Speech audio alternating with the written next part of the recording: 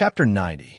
Ning Zhonghua and Su Wei stood in the living room as they helplessly watched Bassoon and Ruan Chuntang rummaging through Chen Shi's house. This was the first time they stepped into Chen Shi's house, but they didn't expect to enter in this way. The two of them looked at each other at the same time. Su Wei's eyes were a little helpless. Ning Zhonghua's eyes were filled with anger. It clearly had nothing to do with him, but this time it was all because of Su Wei, that old bastard. Ning Zhonghua had a rough understanding of Chen Shi's personality. He usually looked like an easygoing person, but this kind of person usually had a fixed bottom line. As long as the bottom line wasn't touched, then everything could be discussed. But once someone touched the bottom line, this kind of person would be even more terrifying than a madman. Especially when this madman had some unimaginable abilities. Chen Shi's house wasn't big and didn't have any valuable furnishings. Some of the furniture in the house were even antiques that had been used for several years. Annie Zhang's room had already been vacated, so the two Nanyang people focused on the master bedroom. Because it was 4 o'clock in the morning, they were afraid of waking up the neighbors, so they tried to control their movements to avoid making too much noise. The bed was turned over, no. The closet was turned over, no. The fridge was turned over, no. Thieves weren't as picky as the owner. They opened the drawers and threw things out crazily. Their destructive power was definitely far greater than a husky's. Ning Zhonghua looked at the messy room in front of him and frowned. At this point, he could only pray that the two Nanyang people could find the pill. As for Chen Shi's reaction, to be honest, Ning Zhonghua didn't dare to think that way. But he didn't have to think about it, because Chen Shi arrived. Chen Shi walked into the room without warning and appeared in front of Ning Zhonghua and Su Wei. The two tycoons of the business world were stunned. Then they did the same thing at the same time, which was they rubbed their eyes with their hands. Perhaps because they were too confident in their abilities, Bassoon and Ruan Chuntang didn't tie them up. When Ning Zhonghua finished rubbing his eyes and saw Chen Shi standing in front of him, he was so excited that he couldn't even speak properly. "Mr. Chen, you're back?" Chen Shi looked at his love nest expressionlessly. This was his and Ying Ying's love nest. But now his love nest was destroyed like this. It was a very complicated feeling. It was as if the last piece of pure land that one cherished the most in one's heart had been used as a public toilet, and one could casually defecate and urinate on it. Ning Zhonghua carefully looked at Chen Shi's face.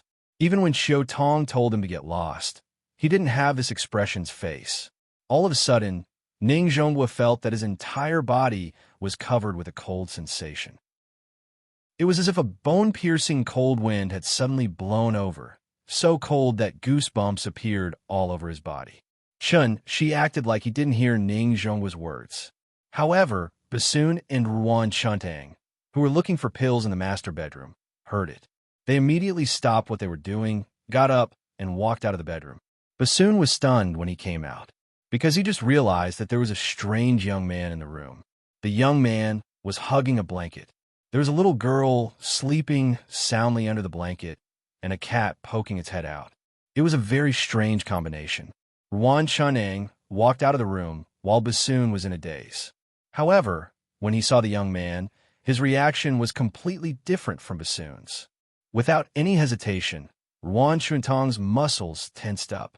He was short in stature, but his muscles were as strong as a small mountain. He looked particularly fierce. There was a murderous aura. Strike first and gain the upper hand. As a result, Ruan Chuntang bent his legs, and his whole body suddenly shot out like a cannonball, fiercely charging towards Chen Shi. Ning Zhonghua saw this and immediately warned nervously, "Mr. Chen, be careful. He might be." Unfortunately, Ruan Chuntang's movements were faster than Ning Zhonghua's mouth. Before Ning Zhonghua could finish, Ruan Chuntang was already in front of Chen Shi. However, what happened next made Ning Zhonghua's jaw drop. Ruan Chuntang was about 1 or 2 meters away from Chen Shi when his body suddenly stopped moving. Then, he fell to the ground for no reason. If one had to describe it, Ruan Chuntang looked like he had crashed into tempered glass. Ning Zhonghua was standing next to Chen Shi, so he saw the whole process clearly. So much so that he dared to pat his chest and guarantee that Chen Shi absolutely did not do anything. It It was enchanting, who suddenly fell down inexplicably. After witnessing enchanting's sudden collapse, Bassoon couldn't help but feel puzzled. However, he quickly came back to his senses. Something was wrong. Bassoon let out a roar and charged at Qinshi. His movements were fast, and his momentum was even fiercer than enchanting's. However, he left as quickly as he came. Qinshi waved his sleeves, and Bassoon flew backward at an even faster speed. After sending Basin flying, Qinshi seemed to have thought of something and hurriedly raised her hand to stop him. Bassoon, who was about to hit the wall, suddenly stopped in mid-air in an extremely strange posture that didn't conform to the laws of physics. Then, Qinshi pressed his palm down. Bassoon's body flew back and heavily smashed into enchanting's body. Ning Zhonghua and Su Wei were stunned. Both of them were over 100 years old. They had never seen such a strange scene. Su Wei was paralyzed on the spot. His legs gave way, and he fell to the ground as if he had no bones. Ning Zhonghua's reaction was much better than Su Wei's. Perhaps it was because Ning Zhonghua had gone through the incident with the spirits that he could still muster up the courage to speak. Mr. Qin, however, Qinshi acted as if he did not hear it at all. After putting down the two daring thieves, he hugged his blanket and sat on the sofa. Then, he looked at the big cat expressionlessly and asked, "Do cats eat meat too?" Hearing this, the big cat immediately meowed meekly. As it barked, it glanced at the two people on the ground with a look of disdain. Its appetite was now very picky. Whatever the little guy ate, it would eat. It was so arrogant. All right, drag them out first. Drag them far away and don't let anyone discover them. Meow. The big cat let out an unhappy cry before reluctantly crawling out of the blanket. Then, its body expanded at a speed visible to the naked eye under Ning Zhonghua and Su Wei's terrified gazes. Duh! Monster! He watched as the kitten in front of him suddenly turned into a pure black adult leopard. This time, even Ning Zhonghua was scared stiff. This book will be published on November 1st. If nothing goes wrong, it will be published on January 1st. When I published the book, it was 1 chapter a day. When it was recommended, it changed to 2 chapters a day. Now it's 200,000 words, so it'll be around 250,000 words by January 1st. 250,000 words. This was Qi Dian's normal standard. Okay? Don't compare me to those fantasy leveling up novels. I'll write 1 chapter for each level, and 2 or 3 chapters for each battle. I can't compare. Anyway, I'll try my best to write, because your urging is a form of recognition. I'll try my best. From now on, I won't play games anymore. Chapter 91. Demon. When Ning Zhonghua saw the big cat turn from a kitten into an adult leopard, he finally broke down. Qinshi's living room wasn't very big to begin with, and the 2 people lying on the ground took up a lot of space. When the big cat turned back to its original form, its huge body would probably touch Ning Zhonghua even if it turned around. In fact, it wasn't that big before, but because it had eaten too many energy cultivation pills recently, and because it had finally mastered the great wilderness physical conditioning technique, its body size had increased by 1/3. Ning Zhonghua leaned against the wall, paralyzed. Because he was too scared, all the strength in his legs disappeared. This caused him to slowly slide to the ground, and his mouth unconsciously muttered the word demon. The big cat didn't seem to like being called a demon, so it immediately turned around and slowly moved its head closer to Ning Zhonghua. Perhaps it was because its body had grown larger. Its vertical pupils looked particularly terrifying now. A cat's eyes were different from a human's.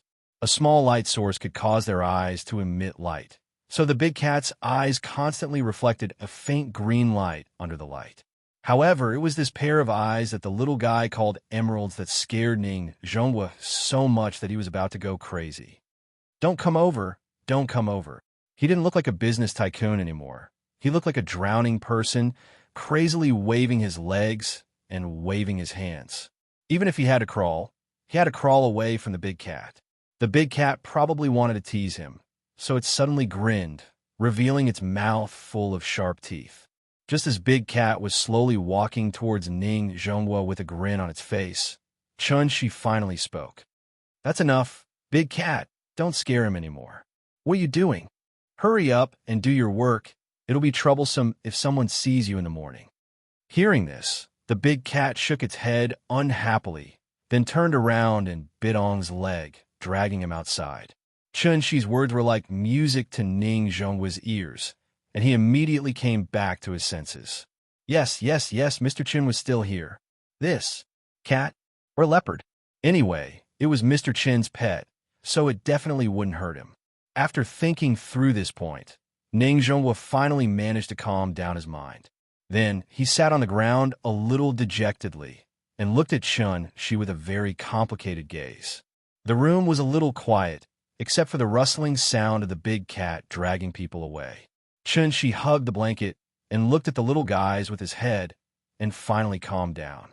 He couldn't help but reach out and pinch the little guy's cheeks, then suddenly asked, "Tell me, what happened today?" When Ning Zhonghua heard his question, he immediately got up from the ground, slightly bowed, and answered nervously, "Mr. Chun, it's like this." What he saw and heard today had completely shattered Ning Zhonghua's understanding of Chun-Shi.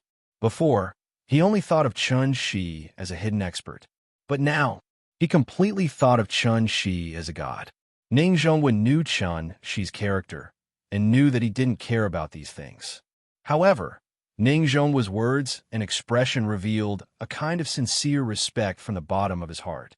Su Wei originally thought that Ning Zhonghua would say something bad about him at this time, but he didn't expect Ning Zhonghua to casually avoid it. Instead, he said that the two of them couldn't resist, so they had to bring the two Nanyang people here. Ning Zhonghua was very smart, so he didn't try to avoid it all.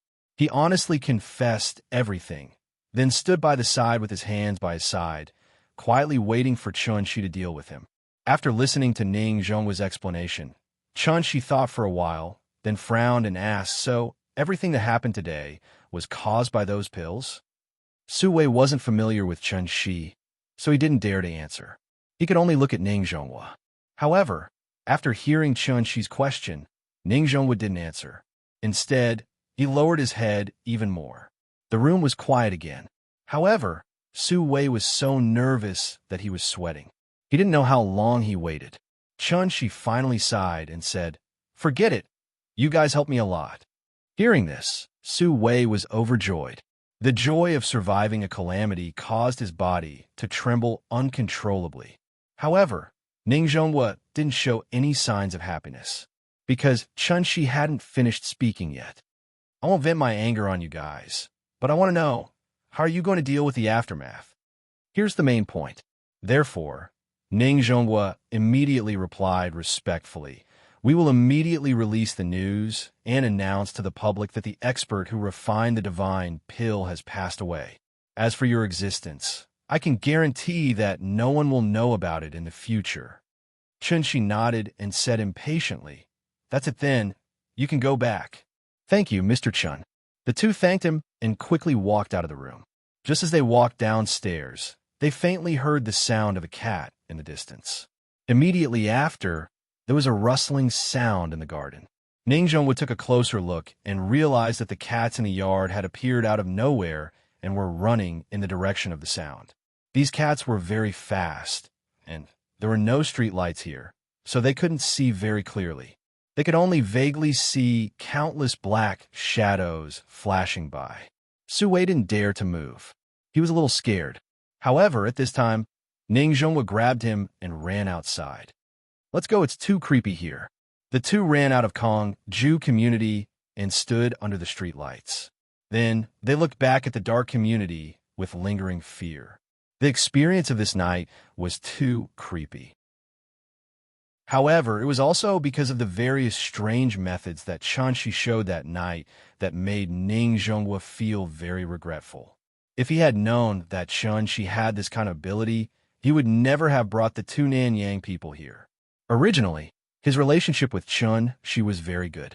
However, because of what happened today, Ning Zhonghua clearly felt that Chun-Shi's attitude towards him had changed a little. They were lucky that he didn't kill them.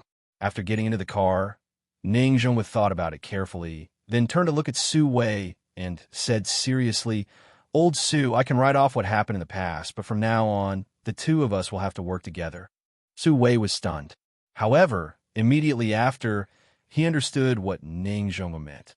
Therefore, Su Wei gritted his teeth and said seriously to Ning Zhongwa, "Let's write off what happened. I'll work with you." The annoying guys were all gone. Chun-Shi gently put the little guy on the sofa, then got up and began to clean up the room. Fortunately, the two Nanyang people were probably worried that they would wake up the neighbors if they made too much noise. Therefore, although the house was a little messy, the things were not damaged. Chapter 92. Chun-Shi quietly cleaned up the house. There were all kinds of receipts in the drawer under the TV. Receipts for electricity, water, and gas were thrown all over the floor by the two bastards. There were a lot of receipts, some of which even began to turn yellow. Chun-Shi picked up one of them and looked at it. He found that the payment date was 6 years ago. At that time, he hadn't left yet. Humans were nostalgic creatures. So even if these receipts were meaningless, Chun-Shi still picked them up one by one, folded them, and put them back in the drawer. In fact, there was nothing valuable in his house. The only thing that was valuable was Chun-Shi's memory. The master bedroom was even more messy. The clothes in the closet were thrown everywhere. Chun-Shi picked up the clothes one by one and hung them up. In this pile of colorful clothes, except for his old clothes, there was only the little guy's clothes. As for Ying's clothes, there was not a single one. After tidying up the closet, Chun-Shi remade the bed on the floor. Then, he moved the bedside table that was moved aside by Basin back to its original position. When Chun-Shi was tidying up the bedside table, he suddenly froze. Because he saw the receipt. Tiffany Company, Return to Tiffany Series. It means to never forget one's original intention. Cost 1,450 yuan.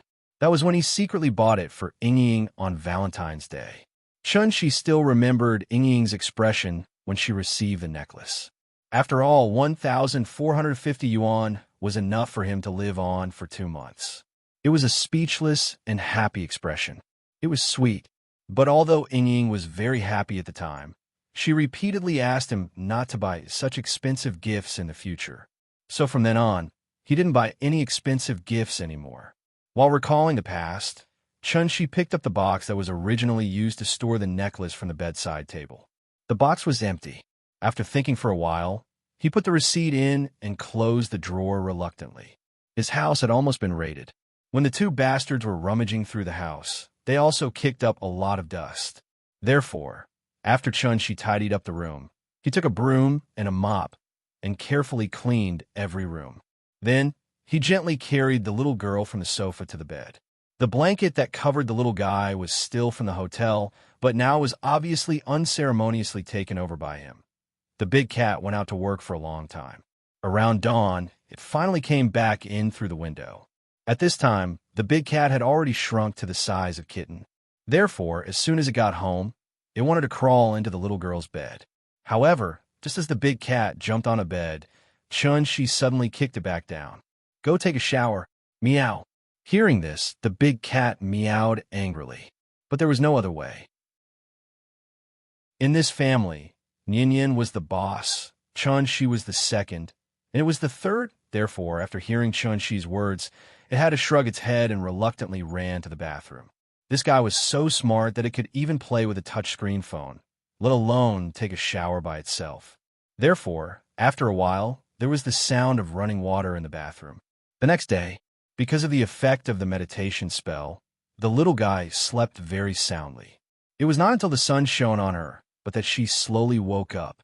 The sunlight was so dazzling that she could not open her eyes, so after rubbing her eyes, she squinted her eyes, raised her small hands, and stretched her big body. "Papa! Papa!" Calling Papa was always the first thing the little guy did when she woke up. Chun-Shi came over with an iron spoon.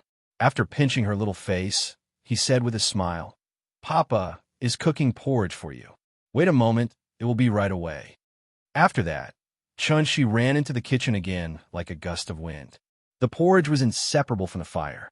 Only by adding water and rice could the porridge be achieved in one go. Chun-Shi's cooking skills were now comparable to that of a hotel chef, so he also paid a lot of attention when cooking. He kept stirring with a spoon until the porridge in the casserole became a little crispy. Then he nodded with satisfaction. Then he turned off the fire, put down the iron spoon, ran back to the bedroom, and walked to the bathroom with the little guy in his arms. "How was it? Did you sleep well last night?" "Yes, I slept so much."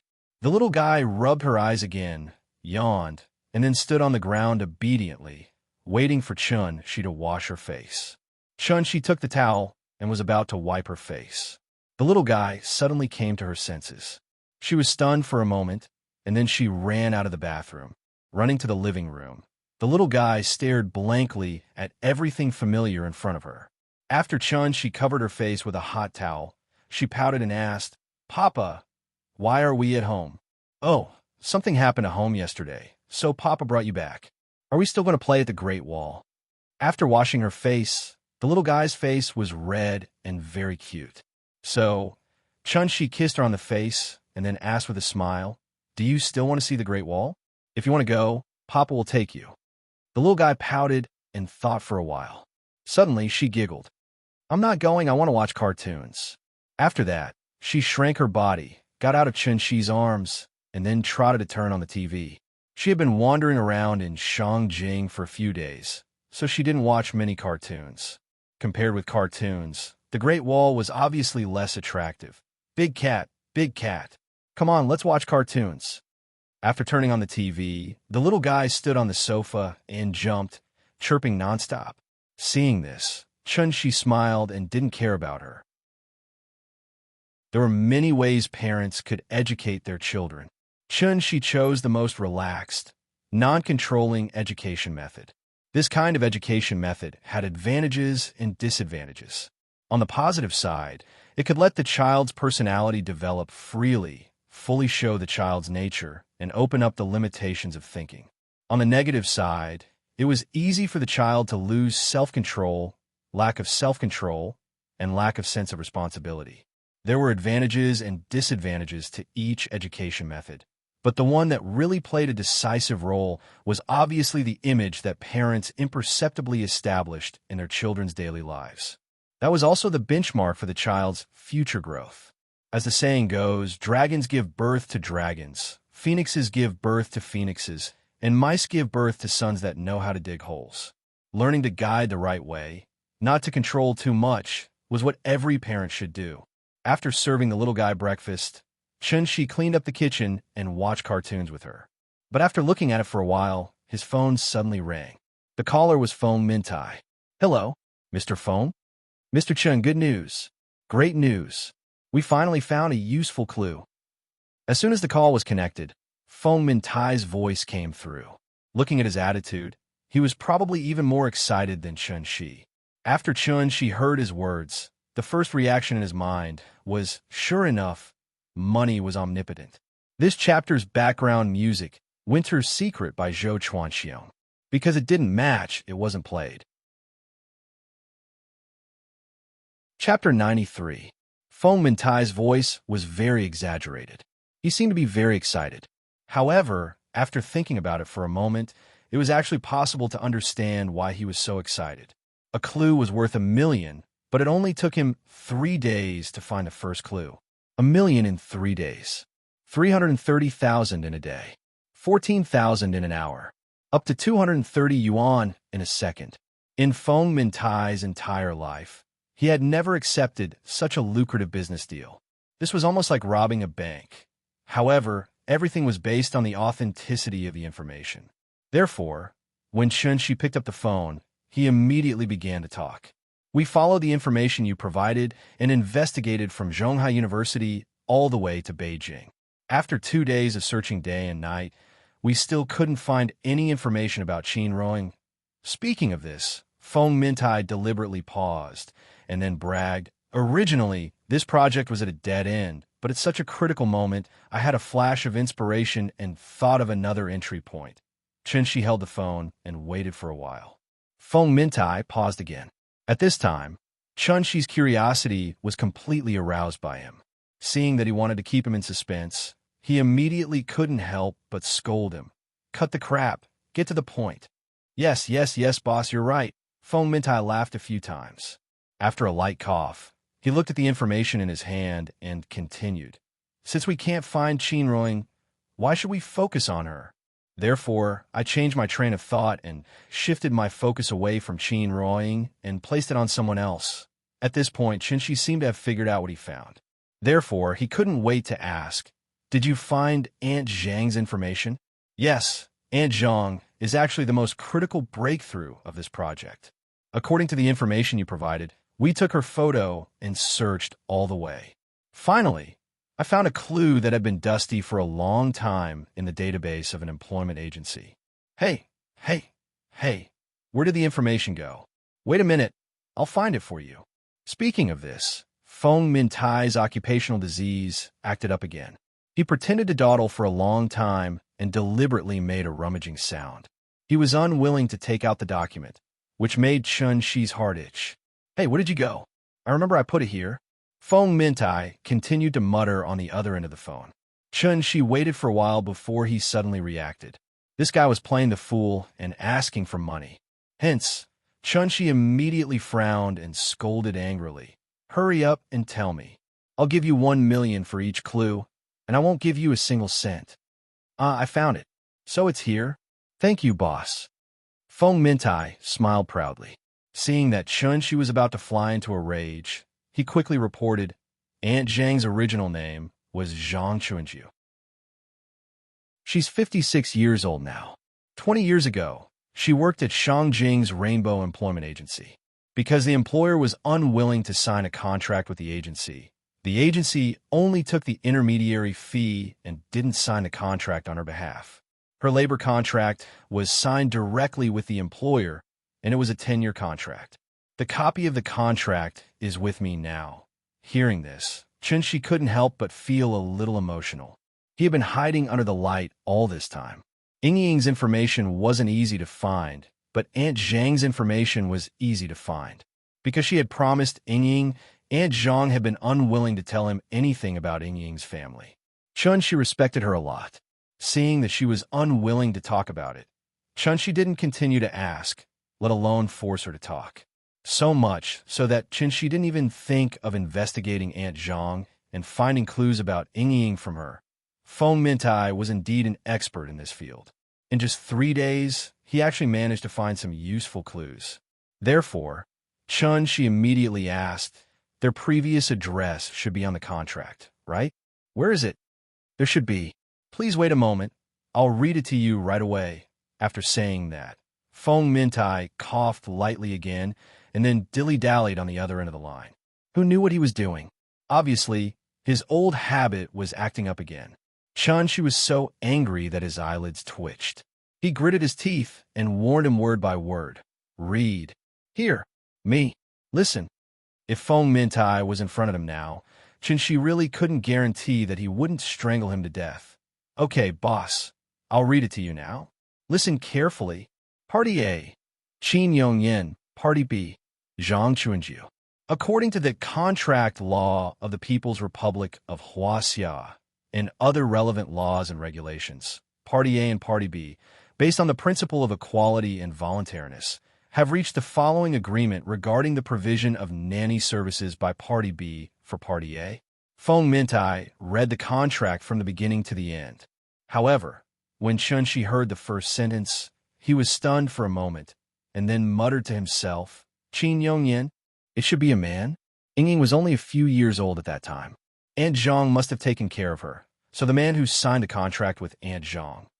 Maybe he was Ying's father? Father-in-law? This was a serious matter, so Chunshi immediately engraved this name in his mind. This contract is made in triplicate. Party A, Party B, and the guarantor each hold 1 copy. It will take effect from the date of signing. Party A's signature, Qin Yongyan. Party B's signature, Zhang Chunju. Boss, I've finished reading. Hey, there's no address on this contract? Feng Mintai didn't pretend to be crazy this time. When he found that there was no address on the contract, he immediately became nervous. The reason why he dilly-dallied just now was that he was afraid that Chunshi would think that this matter was too easy and wouldn't be willing to pay a sky-high price of 1 million for a clue. Feng Mintai could become the largest private detective studio in Shangjing. At the very least, he still had professional ethics. So when he found that there was no address on the contract, he immediately panicked. Are you kidding me? How can there be a clue without an address? This was 20 years ago.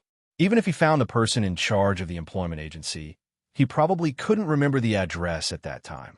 After all this time, it was a waste of effort. She was completely enraged by him. When he was about to lose his temper, Feng Mintai's joyful voice came from the other end of the phone again. Boss, I found it. There's an address. It's in the additional terms. Read it for me. Dongming Alley, Shihai Sihiyuan, F*CK. This place is full of Sihiyuan. Any one of them would cost 100 million. You send someone to confirm the address now. I'll be there soon. Speaking of this, Chunshi suddenly thought of something. After looking down at the little fellow in his arms, he quickly changed his mind and said, No, I'm in Zhonghai now. I'll buy the next flight. Wait for me there. Okay, boss, I'll arrange for someone to go there first. After hanging up the phone, before Chunshi could speak, the little fellow had already pouted and asked, Papa, where are we going? Are we going to take a plane again? I don't want to take a plane. I want to watch cartoons. In her mind, wherever she wanted to go, she would naturally follow. But now that she had only watched half of the cartoons, of course, she didn't want to go anywhere. Chunshi pinched her little face and said with a smile, Daddy will take you to Mommy's hometown. Okay? Mommy's hometown? The little fellow looked at Chunshi with her big eyes, as if she didn't understand what he meant. After being stunned for a moment, she suddenly jumped up excitedly and shouted excitedly, Okay, Papa, take me there. Take me there. I want to see Mommy. Every day, they say that I'm missing chapters. Every chapter, they say that I'm missing chapters. Does it mean that the plot is very tight? I didn't make any mistakes. Right? Right. Chapter 94. There were 6 Cs in Shangjing City. The first 3 Cs were Beihai and Zhonghai. Beihai was open to the public as a park. However, Zhonghai and Nanhai had armed police standing guard, strictly prohibiting tourists from entering because they were collectively known as Zhonghai. The last 3 Cs were Qianhai, Hohai, and Shihai, collectively known as Shikahai. Although it was called a sea, it was actually just a few lakes. The reason why it was called a sea was actually a continuation of the Yuan dynasty's name. MGZ lived in the highlands, and water sources were extremely scarce. After the capital was built in Shangjing, in order to show the preciousness of the water sources in the capital, they used the sea to describe the pools. To put it bluntly, they had never seen a real sea. The Shihai at the top of Shikahai was also called the Jishui Pool. There was a saying that there would be no Yuandu without the Jishui Pool. Without the Yuandu, there would be no Shangjing city structure today. The Jishui Pool was the end of the Jinghang Grand Canal. It was once the main port of Shangjing City's transportation, and it was also the Royal Elephant Pool. Since the Yuan dynasty, elephants from Siam and Myanmar were used as transportation tools and palace guards of honor.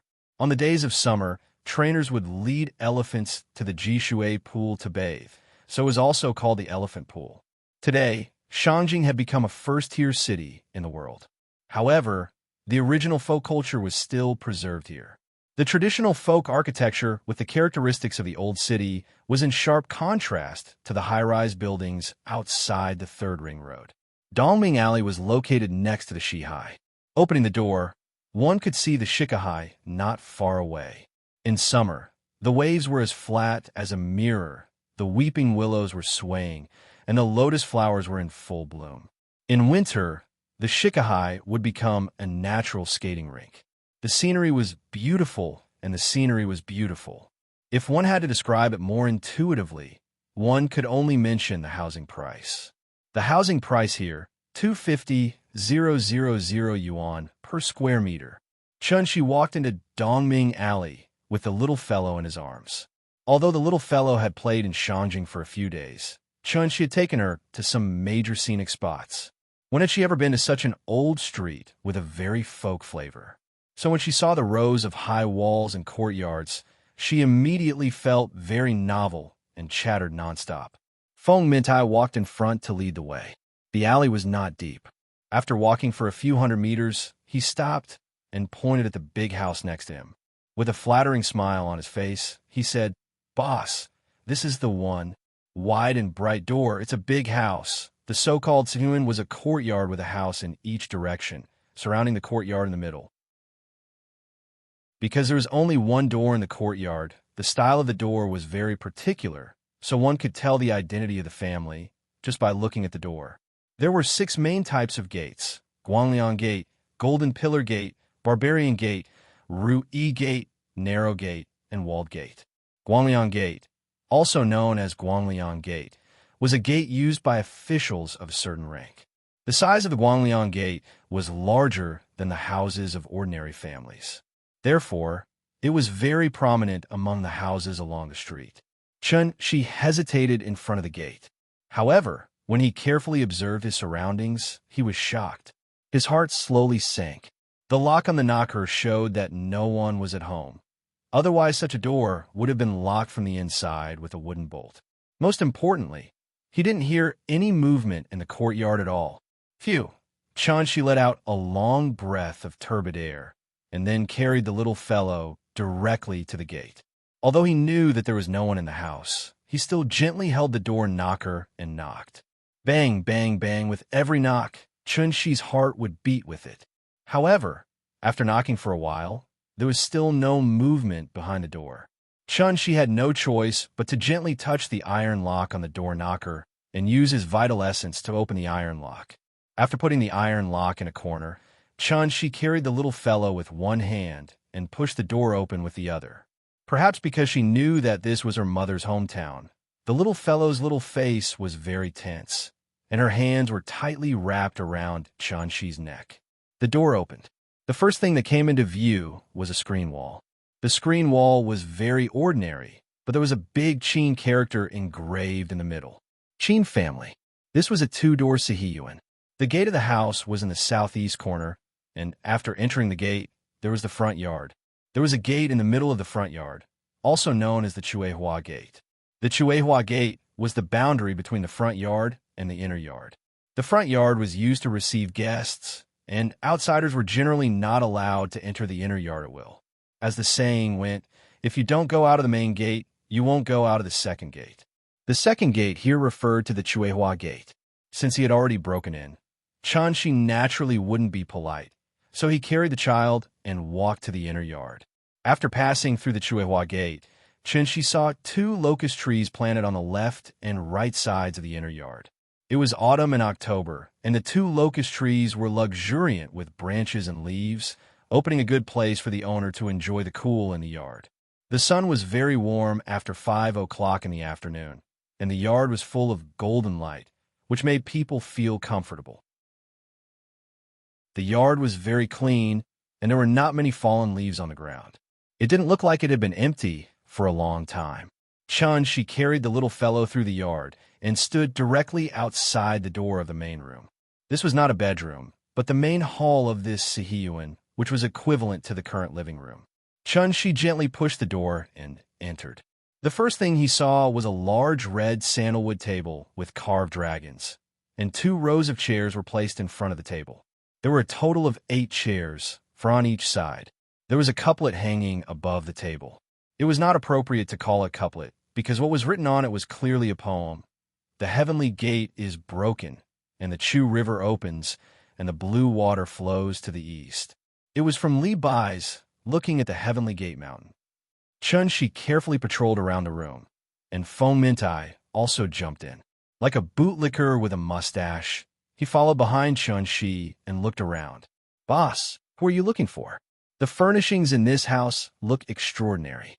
It must have been a rich family in the past. Chen Shi didn't pay attention to him. Instead, she carefully patrolled around the room. When he walked to the large red sandalwood table, Chen Shi suddenly froze. There was a necklace on the table. It was the one he gave to Yingying. Chen Shi held the little fellow in his right hand and gently picked up the necklace from the table with his left hand. He carefully rubbed the pendant of the necklace. At this time, the little fellow suddenly reached out and grabbed the other end of the necklace, and then looked up and asked, "Papa, what is this?" This is Mom's necklace. I gave it to her. Hearing this, the little fellow pouted and thought for a moment. Then, she pulled the necklace from Chun-Shi's hand and hid it in her arms like a treasure. Mama's is mine. I want this. Well, it's yours from now on. Come on, Dad will put it on for you. Chun-Shi gently put the little fellow on the ground, and then took the necklace from her hand. The little fellow looked up happy as when the kindergarten teacher put the little red flower on her. Chun-Shi squatted on the ground, ready to put the necklace on her. At this time, the little fellow saw the strange look on Chun-Shi's face. Chapter 95. In the main hall, the father and daughter looked at each other in front of the large red sandalwood table. Chun-Shi squatted down and was about to put the necklace on her, but the little fellow looked at Chun-Shi blankly. Suddenly, with a frightened expression, she said timidly, "Papa, don't cry. I don't want it. I don't want the necklace." The little fellow reached out her small hand and wiped away Chun-Shi's tears. Then she threw herself into Chun-Shi's arms. She hugged Chun-Shi tightly and murmured, "I don't want Mommy's necklace. Papa, don't cry." As she spoke, the little fellow suddenly burst into tears. "Papa, I don't want a necklace. Don't cry. I don't want the necklace." She looked very aggrieved. Chun-Shi, on the other hand, was stunned by her sudden emotional outburst. When he saw the necklace just now, he naturally thought of something in the past. Seeing the necklace reminded him of her, so he couldn't help crying. But he didn't expect that he would scare the child because of this. Sin. It was like children in kindergarten fighting for things. He guessed that the little fellow saw her father crying and thought that her father didn't want to give her the necklace. But because he loved her so much, he had to give it to her. She felt that she had embarrassed her father, so she was wrong. That was why she burst into tears all of a sudden. It had to be said that the child imagination was really big. Chun-Shi quickly held the little fellow in his arms and comforted her quickly. Papa didn't cry. Papa didn't cry. Yin, good girl. Don't cry. Mommy's necklace is yours. Come on, Papa will put on for you. After that, Chun-Shi gently helped the little fellow up. After she stood up, he quickly put the necklace on her neck. How is it? Does it look good? An adult's necklace was put on a child's neck. The length of the necklace almost reached her small belly. The little fellow didn't speak and was still sobbing. Seeing this, Chun-Shi hurriedly wiped her tears, then grabbed the pendant on the necklace and handed it to the little fellow. He comforted her softly. Yin, look, do you like this pendant? If you don't like it, I'll buy you another one you like. What do you think? Hearing this, the little fellow sniffled and took the pendant with grievance. She held the pendant in her hand and pouted. I like this necklace. I don't want to buy new ones. All right. As long as you like it, this necklace will be yours from now on, all right? All right. After a few words of consolation, the little fellow finally nodded. Seeing this, Chun-Shi finally heaved a sigh of relief. He hurriedly pulled the little fellow to his side and then stood up with her in his arms. How scary. Just a moment of carelessness, and I actually made the child cry. The child's cries came and went quickly. Chun-Shi held the little fellow in his arms and teased her a few times. Then, her tears turned into laughter. She held the pendant in her hand and kept playing with it. It seemed that she really liked this necklace. After Chun-Shi saw that she didn't have any problems, he turned to look at Feng Mintai, who was outside the house. What kind of person was Feng Mintai? As soon as the little fellow started crying, he sneaked out of the courtyard, giving Chun-Shi enough space for parent-child interaction. After Chun-Shi carried the little fellow out of the main hall, Feng Mintai was still pretending to study the leaves under his feet in the courtyard. Boss Feng, you can go back first. I'll transfer the 1 million to your card first. Don't worry, if I wait for the person I want to see, I'll transfer the remaining 9 million immediately. Oh, okay. Thank you, boss. After hearing Chun-Shi's words, Feng Mintai immediately jumped as if he had been electrocuted. After thinking for a while, he licked his face and bowed slightly with a smile. Boss, you came in a hurry. Do you need me to arrange a room for you? No need. You go do your thing. I'll stay here. Feng Mintai was stunned and asked with some surprise, "You'll stay here?" After saying that, he pointed in the direction of the main hall. Hearing this, Chenxi immediately asked, "Why can't I?" Yes, of course. As long as you like, you can stay anywhere." Feng Mintai rubbed his hands and laughed a few times. She didn't want to talk to him anymore, so he walked directly into the main hall and wanted to see the inner room. Seeing this, Feng Mintai hesitated for a while before reluctantly walking to the front yard. She said that he wanted to stay here, not because he was thick-skinned and wanted to occupy the place without being invited. He actually just wanted to see Ying as soon as possible. Instead of sending someone to squat outside all day, it was better to move here directly. It was obvious that this courtyard house had been cleaned not long ago. It was probably locked because the owner had something to do far away. In that case, as long as he lived here, he would definitely meet the person who cleaned. It didn't matter who that person was, even if it was Qin Yongyin. She wanted to ask him righteously. Where did Ying go? At the same time that the father and daughter stepped into the Qin residence, the woman in the yellow dress, named Lin Qing, also received a video. It was a video from the surveillance camera. The bottom left corner showed the time. The location of the surveillance video was at the entrance of Dongming Alley. There were two people in the surveillance video. Because the video was shot from above, she couldn't see the person's face. Seeing this, she suddenly sneered as if she was mocking him. She softly laughed and said, "Huh, that's fast." While laughing, she clicked on the video. The video wasn't long. After the two people walked out of the camera's range, the video ended. It was about 10 seconds from start to finish. Dongming Alley was filled with old houses, so only the entrance of the alley had such a surveillance camera. However, when she finished watching the video, the smile on her face suddenly disappeared. The woman in the yellow dress looked gloomy and clicked on the replay. After watching it carefully again, she quickly turned off the video and dialed a number. "Old Meng, who else has seen this video?" "Only me. I just saw it and sent it to you. Delete it immediately. Don't let anyone else see it." "Oh, okay." After hanging up the phone, the woman in the yellow dress face turned green and then white. Finally, it all turned into a look of anger. She seemed to be very angry. However, after hesitating for a while, she clicked on the video again. When the video was halfway through, she quickly paused it and then zoomed in to watch it carefully. In the video, the man's back was facing the camera. The child in his arms was so excited that she raised her head and faced the camera. Because of this, the surveillance camera captured the front of her face. Bang! The more the woman in the yellow dress looked, the angrier she became. In a fit of anger, she lost her composure and threw the phone to the ground. The phone fell to the ground and shattered into pieces. She stared at the broken pieces on the ground in a daze. Suddenly, she covered her face with her hands, lowered her head, and muttered to herself, "Sister, are you crazy? What did you do all those years?" No one answered her question. After a long time, when she put her hands down again, there was only coldness left on her face. A precaution.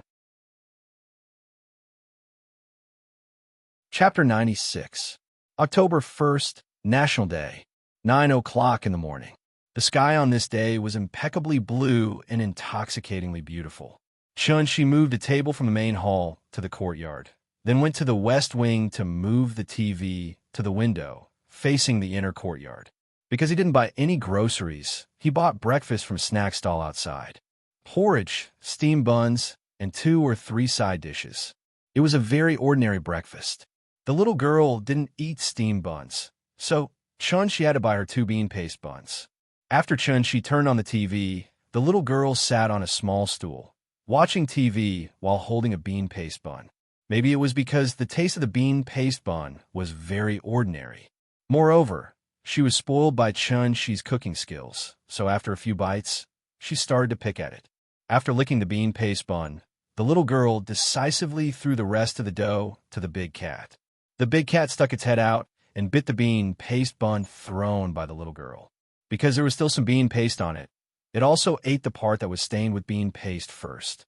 But after all, it was the little girl's leftovers, so the big cat only licked the bean paste twice before it was gone, so it had to chew the white flour. But after chewing 2 mouthfuls of the white flour, he spat it out just like the little one. Seeing this, Chun-Shi could only shake his head and sigh. The child's appetite had been raised by him. Maybe it was because she was tired of eating bean paste. The little girl licked her lips. Today, she didn't wait for Chun-Shi to serve her and took the initiative to hold the bowl and eat the porridge. This two-part courtyard house was very large.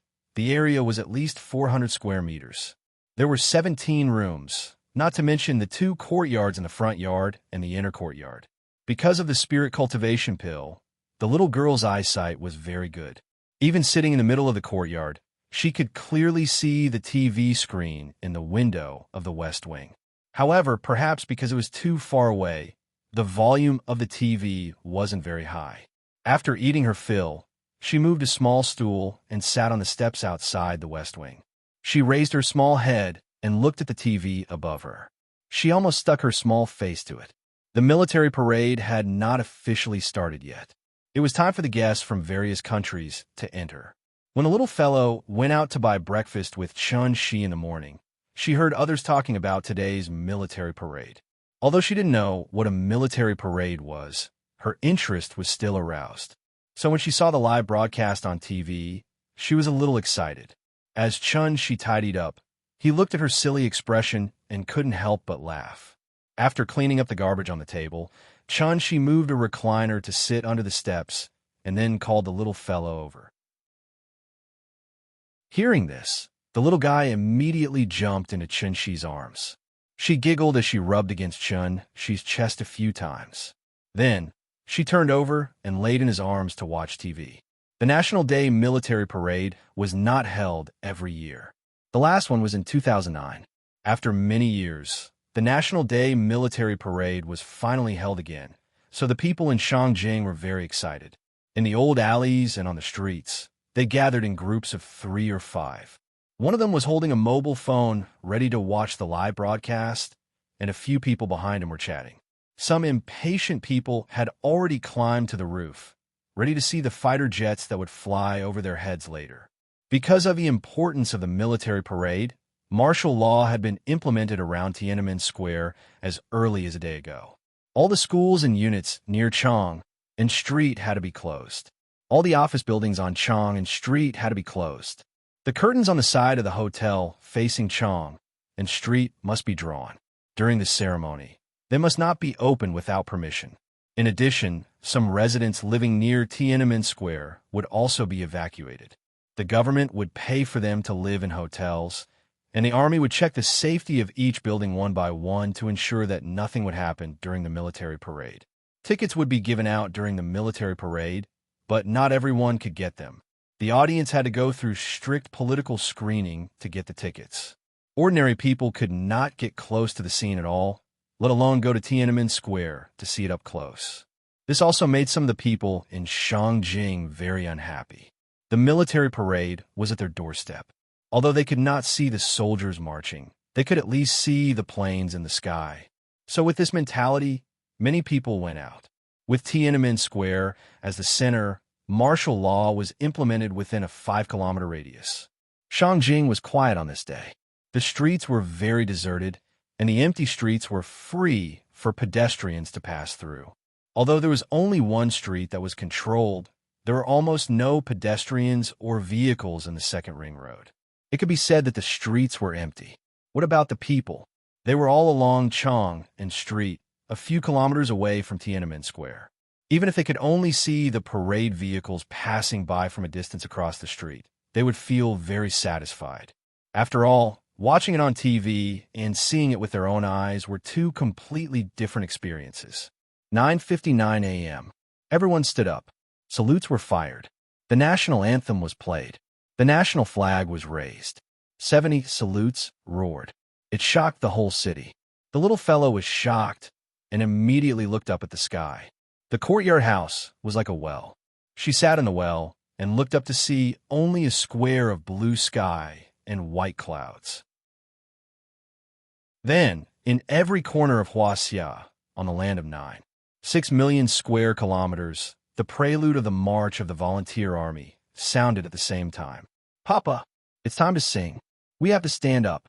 It was probably because the kindergarten teacher had taught her that when the national anthem sounded, the little fellow jumped out of Chen-Shi's arms. She jumped and tried hard to pull Chen-Shi up. Seeing this, Chen-Shi could only pinch her little face and stand up from the rocking chair very cooperatively. The father and daughter faced the TV and stood side by side. The little fellow watched TV and imitated the movements on TV. She tried hard to raise her little hand in front of her forehead. Her hands were crooked and not straight, but her little face was very tense, and she had a serious look on her face. "Get up, people who don't want to be slaves," she sang a sentence sweetly. After singing it, she found that Chen-Shi next to her had no reaction. So she immediately patted Chen-Shi's thigh, pursed her mouth, and said unhappily, "Papa, you have to sing too." The teacher said that we should sing the national anthem when we raise the flag. Seeing her expression, Chen-Shi knew that she was going to lose her temper. He quickly stood at attention, raised his right hand to his forehead, and then quickly said, "Dad was wrong. Come on, let's sing together." After his delay, more than half of the national anthem had been sung, so Chen-Shi had to immediately sing, "Get up, get up, get up." Hearing this, the little fellow immediately jumped up happily, clapped her hands, and sang, "We are of one heart, braving the enemy's gunfire, forward, forward, forward." After singing, she threw herself on Chen-Shi's lap, held Chen-Shi's leg, and giggled. Chen-Shi sat back in the chair with her in his arms and listened to the explanation on TV. For a moment, there was a rather emotional look on his face. The 70th anniversary of the victory of the War of Resistance was in Beijing. The 90th anniversary of the founding of the army was in MG. Chapter 97. When the marching music sounded, the long-awaited military parade finally began. When a group of soldiers slowly appeared in front of the camera, the little fellow finally saw what she liked to see. So, she jumped out of Chen-Shi's arms again. She ran to the steps of the West Wing, raised her head and stuck out her chest, waved her arms and kicked her legs, trying to imitate the handsome appearance of soldiers.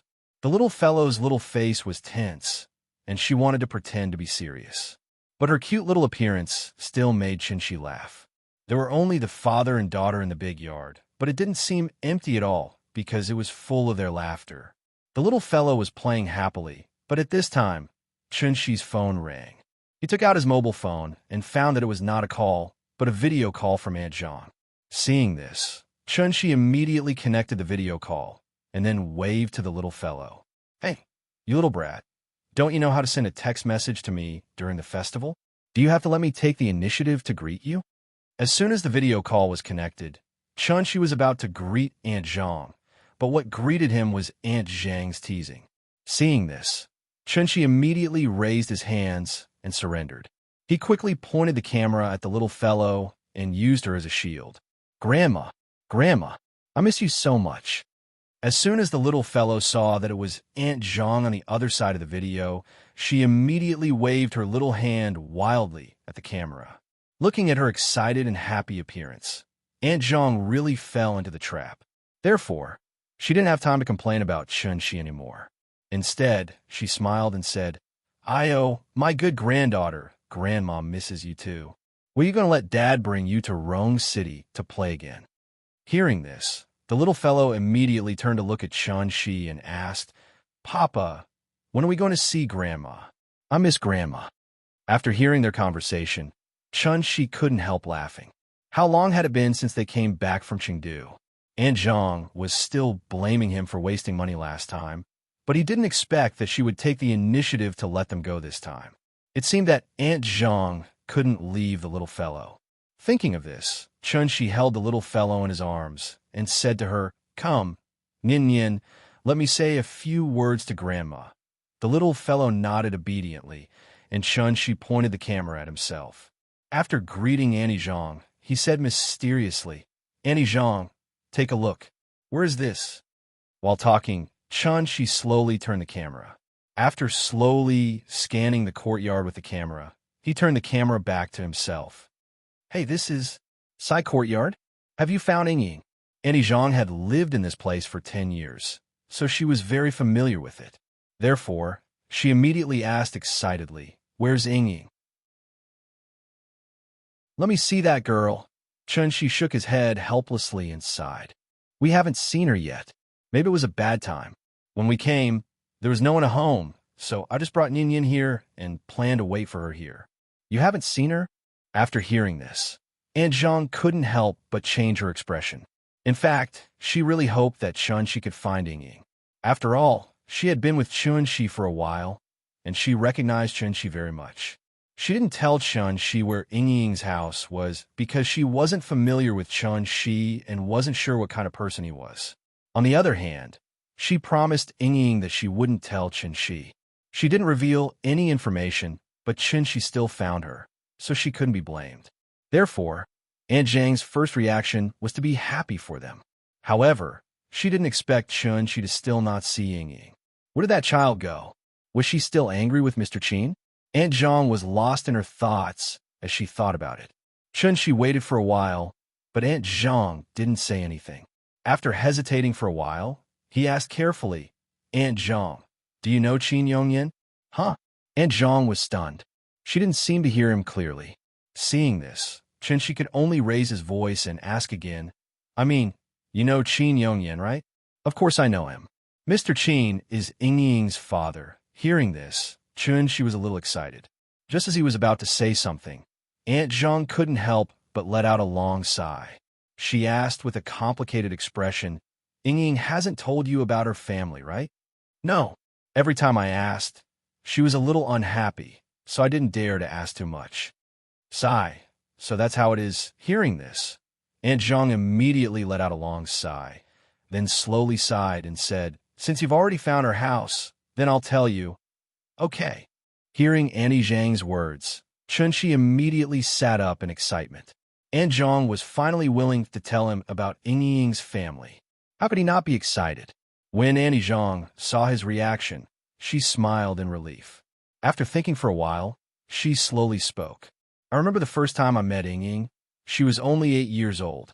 She's actually quite pitiful. Her mother passed away early, so Mr. Qin asked me to take care of her. As for me, I've been a nanny for 10 whole years, not counting this little one." Aunt Zhang smiled and pointed at the little one in Chun-Shi's arms. Then, she continued, "Ying is different from other children. She's been very sensible and independent since she was young.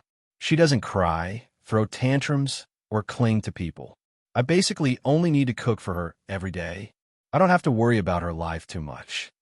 Mr. Qin is also quite an easygoing person, so this nanny job is quite easy and enjoyable. Unfortunately, good times don't last long."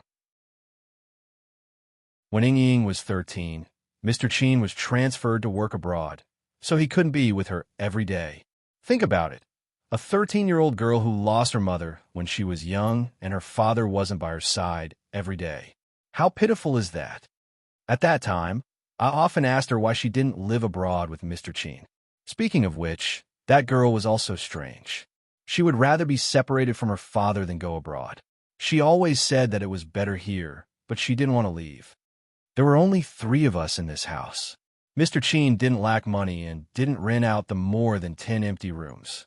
So when he was transferred, the house became much quieter. In the years after that, it was just the 2 of us living in the compound you're living in now. Mr. Qin would only come back during the holidays, and every time, he would come and go in a hurry. In a flash, 10 years have passed. I watched Ying go to primary school, middle school, and high school. I was even the one who attended the parent-teacher conference for her. When she graduated from high school, Mr. Qin was finally transferred back to China. At that time, my mission was completed, so I planned to go back to Chengdu. You don't know, but on the day I left, that girl insisted on sending me to the airport. She cried so hard. I've lived with her for so many years, but I've never seen her cry like that. Sigh. At this point, Aunt Zhang's eyes also turned red. She couldn't help but cry. She was still writing at 3 in the morning. Happy Christmas Eve. Chapter 98. Perhaps it was because she was reminded of the days she spent with Ying, but Aunt Zhang couldn't help but cry. From when Ying was 8 years old to when she was 18. Aunt Zhang took care of her for 10 whole years. How many decades did one have in life? 4 years in college, 2 years after graduation, and then Chun-Shi's disappearance and her pregnancy. In a flash, another 10 years had passed. How many decades did one have left in life? Chun-Shi had long noticed that something was wrong with Aunt Zhang's mood.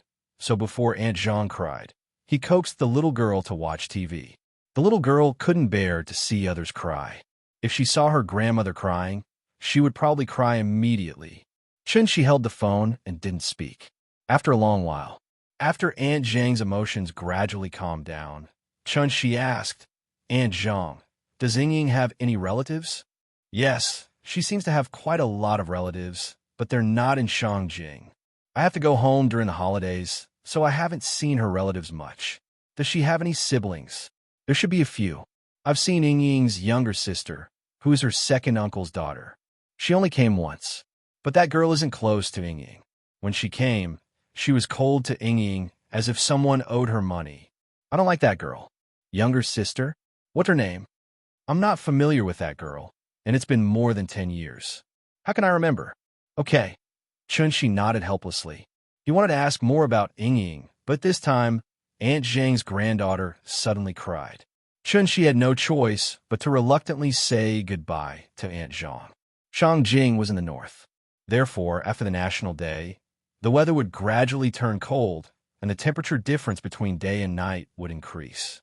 The father and daughter naturally occupied this mansion, with a market value of hundreds of millions. Every afternoon after dinner, Chun-Shi would take the little girl to stroll around Shikahai. Gradually, many neighbors got to know them. It had been a long time since anyone had lived in this courtyard house. Therefore, in the beginning, some of the neighbors who still remembered Aunt Zhang and Ying would always look at Chun-Shi and his daughter suspiciously. As long as they did anything unusual, they would not hesitate to call the police. Let the outsiders see that other than the CY district in Shangjing, there was also the XE district. However, the little fellow didn't care about the strange gazes of others at all. Every time someone asked, more or less trying to test whether they were old deadbeats who had taken over someone else's house, she would proudly puff out her chest and say loudly, "This is my mommy's house. Therefore, this is my home." At this time, people would ask, "Where's your mother?" This was a very complicated question.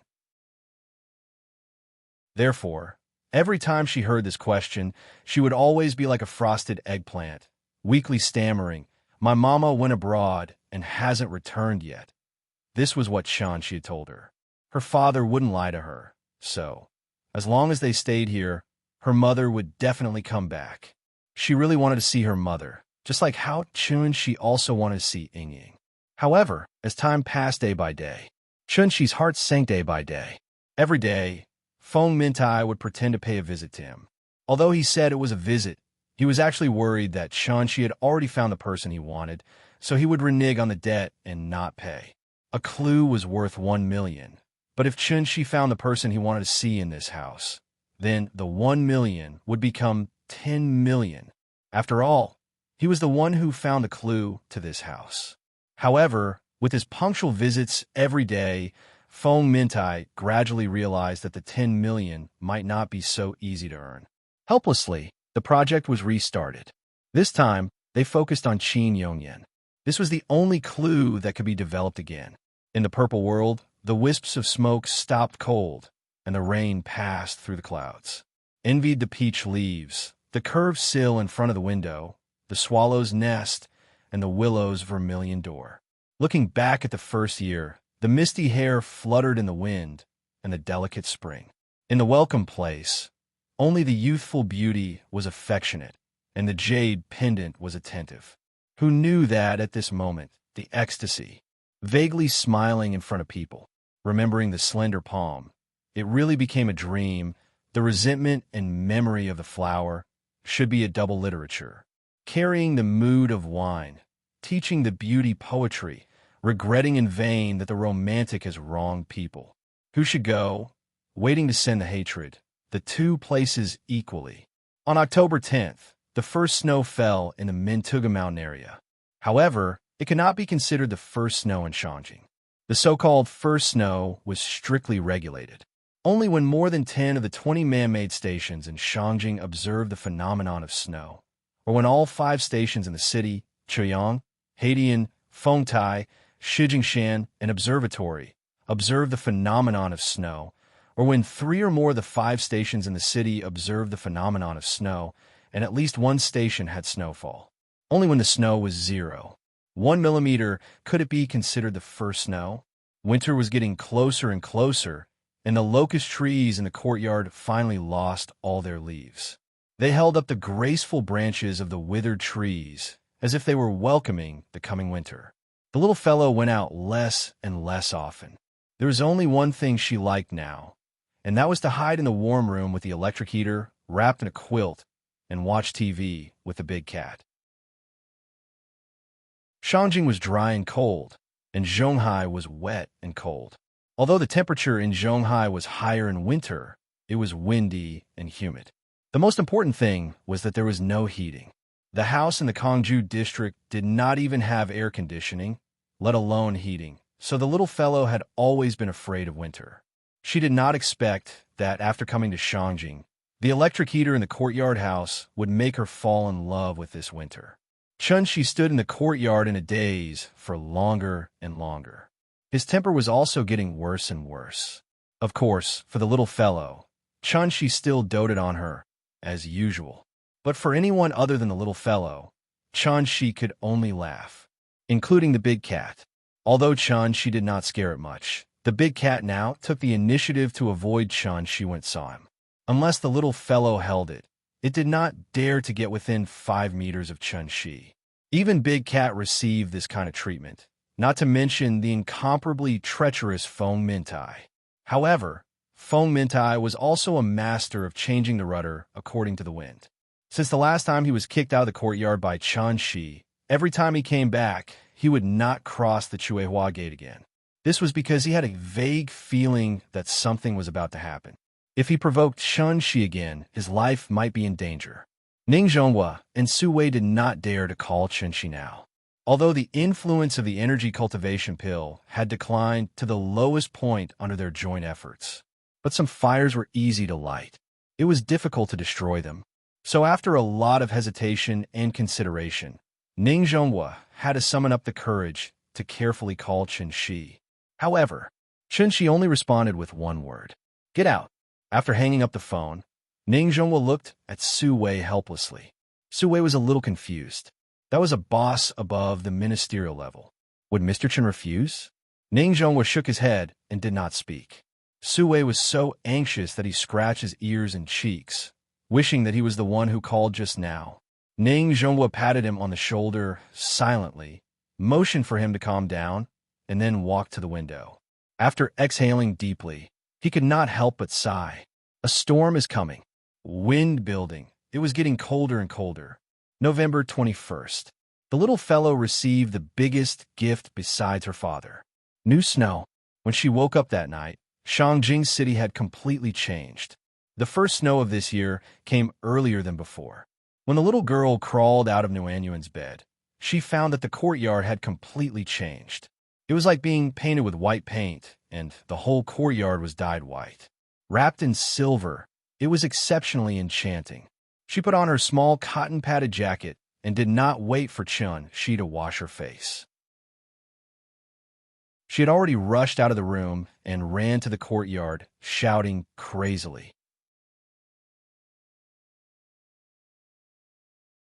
Chapter 99. When it snows, Shangjing becomes Beiping. When we go to Hohai to see the snow, we return to the Ming and Qing dynasties. This was what the poet Yin Lichuan wrote on her blog after she went to Hohai 1 year after the snow. The plain words were enough to move many people. That year, the snow in Shangjing was very thick. As far as the eye could see, the roads and roofs were flat, which also covered a lot of the modern atmosphere. Especially in Hohai, there were very few things that were obviously modern, and there were many old houses. The heavy snow covered all the hustle and bustle of modern society. Standing in the snow, it was enough to make people feel like they were in the Ming and Qing dynasties. Shangjing was covered with snow, and the palaces were all silver. This year's first snow had been falling for an exceptionally long time. Since last night, the snowflakes had not stopped falling. It was estimated that this year would also be a year of heavy snow. It rarely snowed in Zhonghai. Poor southern children, who had lived so long, had never even seen snow. The heavy snow completely ignited the little girl's childish nature. If it wasn't for the fact that the snow wasn't too thick, she would have been rolling around on the ground. The reason why the little girl was so excited was that she had never seen snow. Johns Hopkins University. The Johns Hopkins researchers at the Johns Hopkins University published a recent research report in the journal Science that when children are faced with novel and unexpected things, they will learn more than when they are faced with ordinary things, and it will make them smarter. If it was an ordinary parent, they might have already grabbed her back to wash up, eat, and do what they should do. But Chunshi didn't. He put the towel back in the basin, then went to the steps outside the West Wing, quietly watching the little girl squatting on the ground and trying to rub a snowball. At the bottom of the steps, the snow had condensed into ice. The little girl scraped up the snow layer by layer, then put it in her hands and rubbed it into a ball. The snow was not too thick, so she rubbed it very slowly. And she didn't wear gloves. When she finally rubbed out an egg-sized snowball, her pink fingers were already red from the cold. "Papa! Snowball! Snowball!" The little girl ran to Chun-Shi with the snowball as if it were a treasure, as if she didn't notice that the snowball was so cold that her hands hurt. Chun-Shi squatted down and gently stroked her little face that was flushed with excitement. He said softly, "Be good. Throw it away. We'll wash up and eat breakfast after you throw it out. Then Daddy will make a snowman with you, okay?" "Okay." The little guy nodded heavily. Then he turned around and raised his hand to the back of his head. Then he threw it out with great force. Seeing the snowballs scattered all over the ground, the little fellow immediately clapped her hands happily. Chun-Shi gently held her hand and asked with concern, "Are you cold?" "Not cold." It was so cold that his bones hurt, but the little guy still laughed and shook his head. Chun-Shi didn't point it out. After wrapping her little hand in his true essence, he picked her up and said, "Let's go. Daddy will take you to wash your face, eat, and make a snowman. Make a snowman. Make a snowman." With the temptation of a snowman, the little girl immediately followed Chun-Shi to wash up. After breakfast, before Chun-Shi cleared the table, she couldn't wait to take Chun-Shi to the yard. There was not much snow on the ground, so Chun-Shi slowly raised his hands in the little girl's slightly excited cry. A gust of wind suddenly blew in the small yard. That year, the first snow in Shangjing was particularly heavy. At the entrance of Dongming Alley, a Spencer slowly came to a stop. From the outside, this car was somewhat similar to a Jinbei car, except that it had a Mercedes-Benz logo.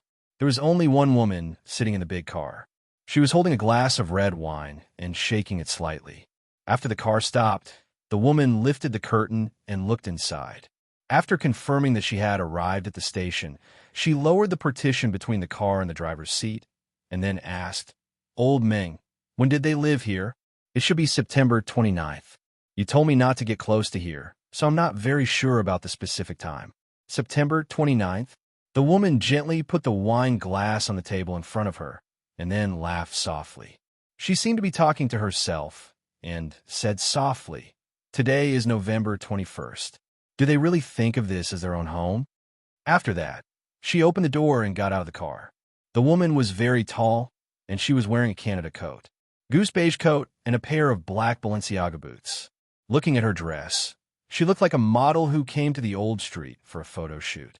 It was still snowing, and the stalls on the old street were not open today. After all, it was better to stay at home in this cold weather. The bluestone road of the old street was covered with snow, and the sound of the woman's footsteps echoed in the empty alley. A few minutes later, the woman came to the door of the courtyard. She didn't hesitate and directly pushed the door open. Chun-Shi and the little girl were squatting in the middle of the yard, making a snowman. He had already noticed the movement in the alley, so he stopped what he was doing. Therefore, when the woman pushed the door open and entered, Chun-Shi also stood up. One was in front of the screen wall in the southeast corner, and the other was in the middle of the yard in front of the main hall. The two of them glanced at each other. However, the tall courtyard wall blocked their view. Chun-Shi stood still. The little girl was busy adding bricks and tiles to the snowman, so she didn't notice Chun-Shi's strange behavior. The woman moved. Tap, tap, tap. Her heels stepped on the stone floor, making a crisp sound. Every time the sound rang, it was like a morning bell, beating Chun-Shi's chest fiercely. He stared blankly at the drooping flower gate that separated the inner and outer courtyards.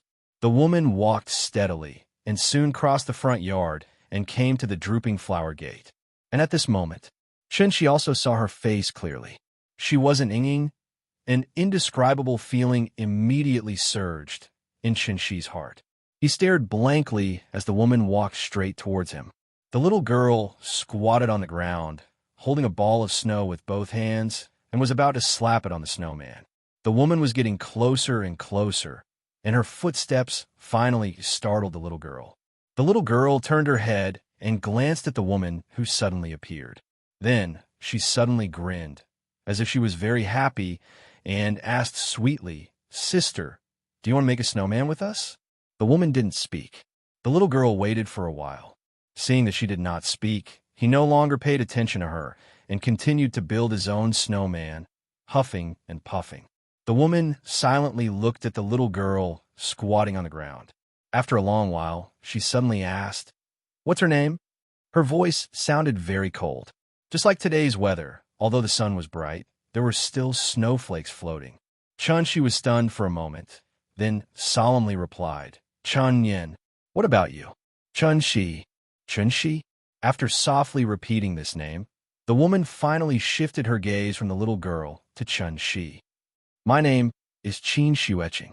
Asterisk, asterisk, asterisk, asterisk, asterisk, asterisk, asterisk, asterisk, asterisk, asterisk. Thank you, brother, Xia Zhongyu, for the 20,000 reward. I have to apologize to you here.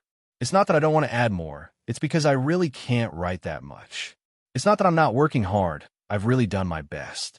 I've been racking my brains every day to write. Please forgive me. Sincerely." This book's reader group, 511793123. Chapter 100. My name is Qin Xueching. Her voice was as bright as the sun today, but her tone was as cold as the fluttering snowflakes. The snowflakes drifted into the necks of the passers-by. It was cold, and people couldn't help but shiver. They had no choice but to pull their clothes closer. Qin Xueching. His surname was also Qin. Upon closer inspection, her appearance actually bore some resemblance to Ying. However, the cold aura she exuded was worlds apart from Ying's. If they had met on the road, perhaps even Chun-Shi wouldn't have been able to recognize her. This woman with a cold expression in front of him was actually Ying's sister. Annie Zhang had said that Ying had a younger sister who was her second uncle's daughter. If he was not mistaken, it was the woman in front of him. After hearing the woman's self-introduction, Chun-Shi, who had been a little hesitant, immediately stepped forward and said very politely, "Hello, hello." As he spoke, Chun-Shi extended his right hand to her. To be honest, this was the first time he had encountered such a situation in his hundreds of years of life. She was his sister-in-law. After all, there was an old saying in Shangjing, "The sister-in-law is half of the brother-in-law's ass." It meant that it would be a waste not to feel pain, and it would be a waste not to touch it. In fact, it was all caused by the traditional feudal thinking of the past. It was easier to get familiar with people. Even if they were discovered, his mother-in-law would turn a blind eye to it. After all, they used to be very particular about not airing their dirty linen in public. Chun-Shi didn't have such disgusting thoughts. He was just a little nervous because it was his first time meeting Ying's relatives. Yes, nervous. He was afraid that he would leave a bad first impression on this woman named Qin Xueching. This had nothing to do with status, strength, or cultivation. Instead, it was directly related to Ying's position in his heart. As the saying goes, love a house, love its crow. Chun-Shi loved Ying very much. So naturally, he would show enough kindness to her family. However, what Chun-Shi didn't expect was this was the first time the two of them had met. However, Qin Xueching seemed to hold a certain degree of hostility towards him.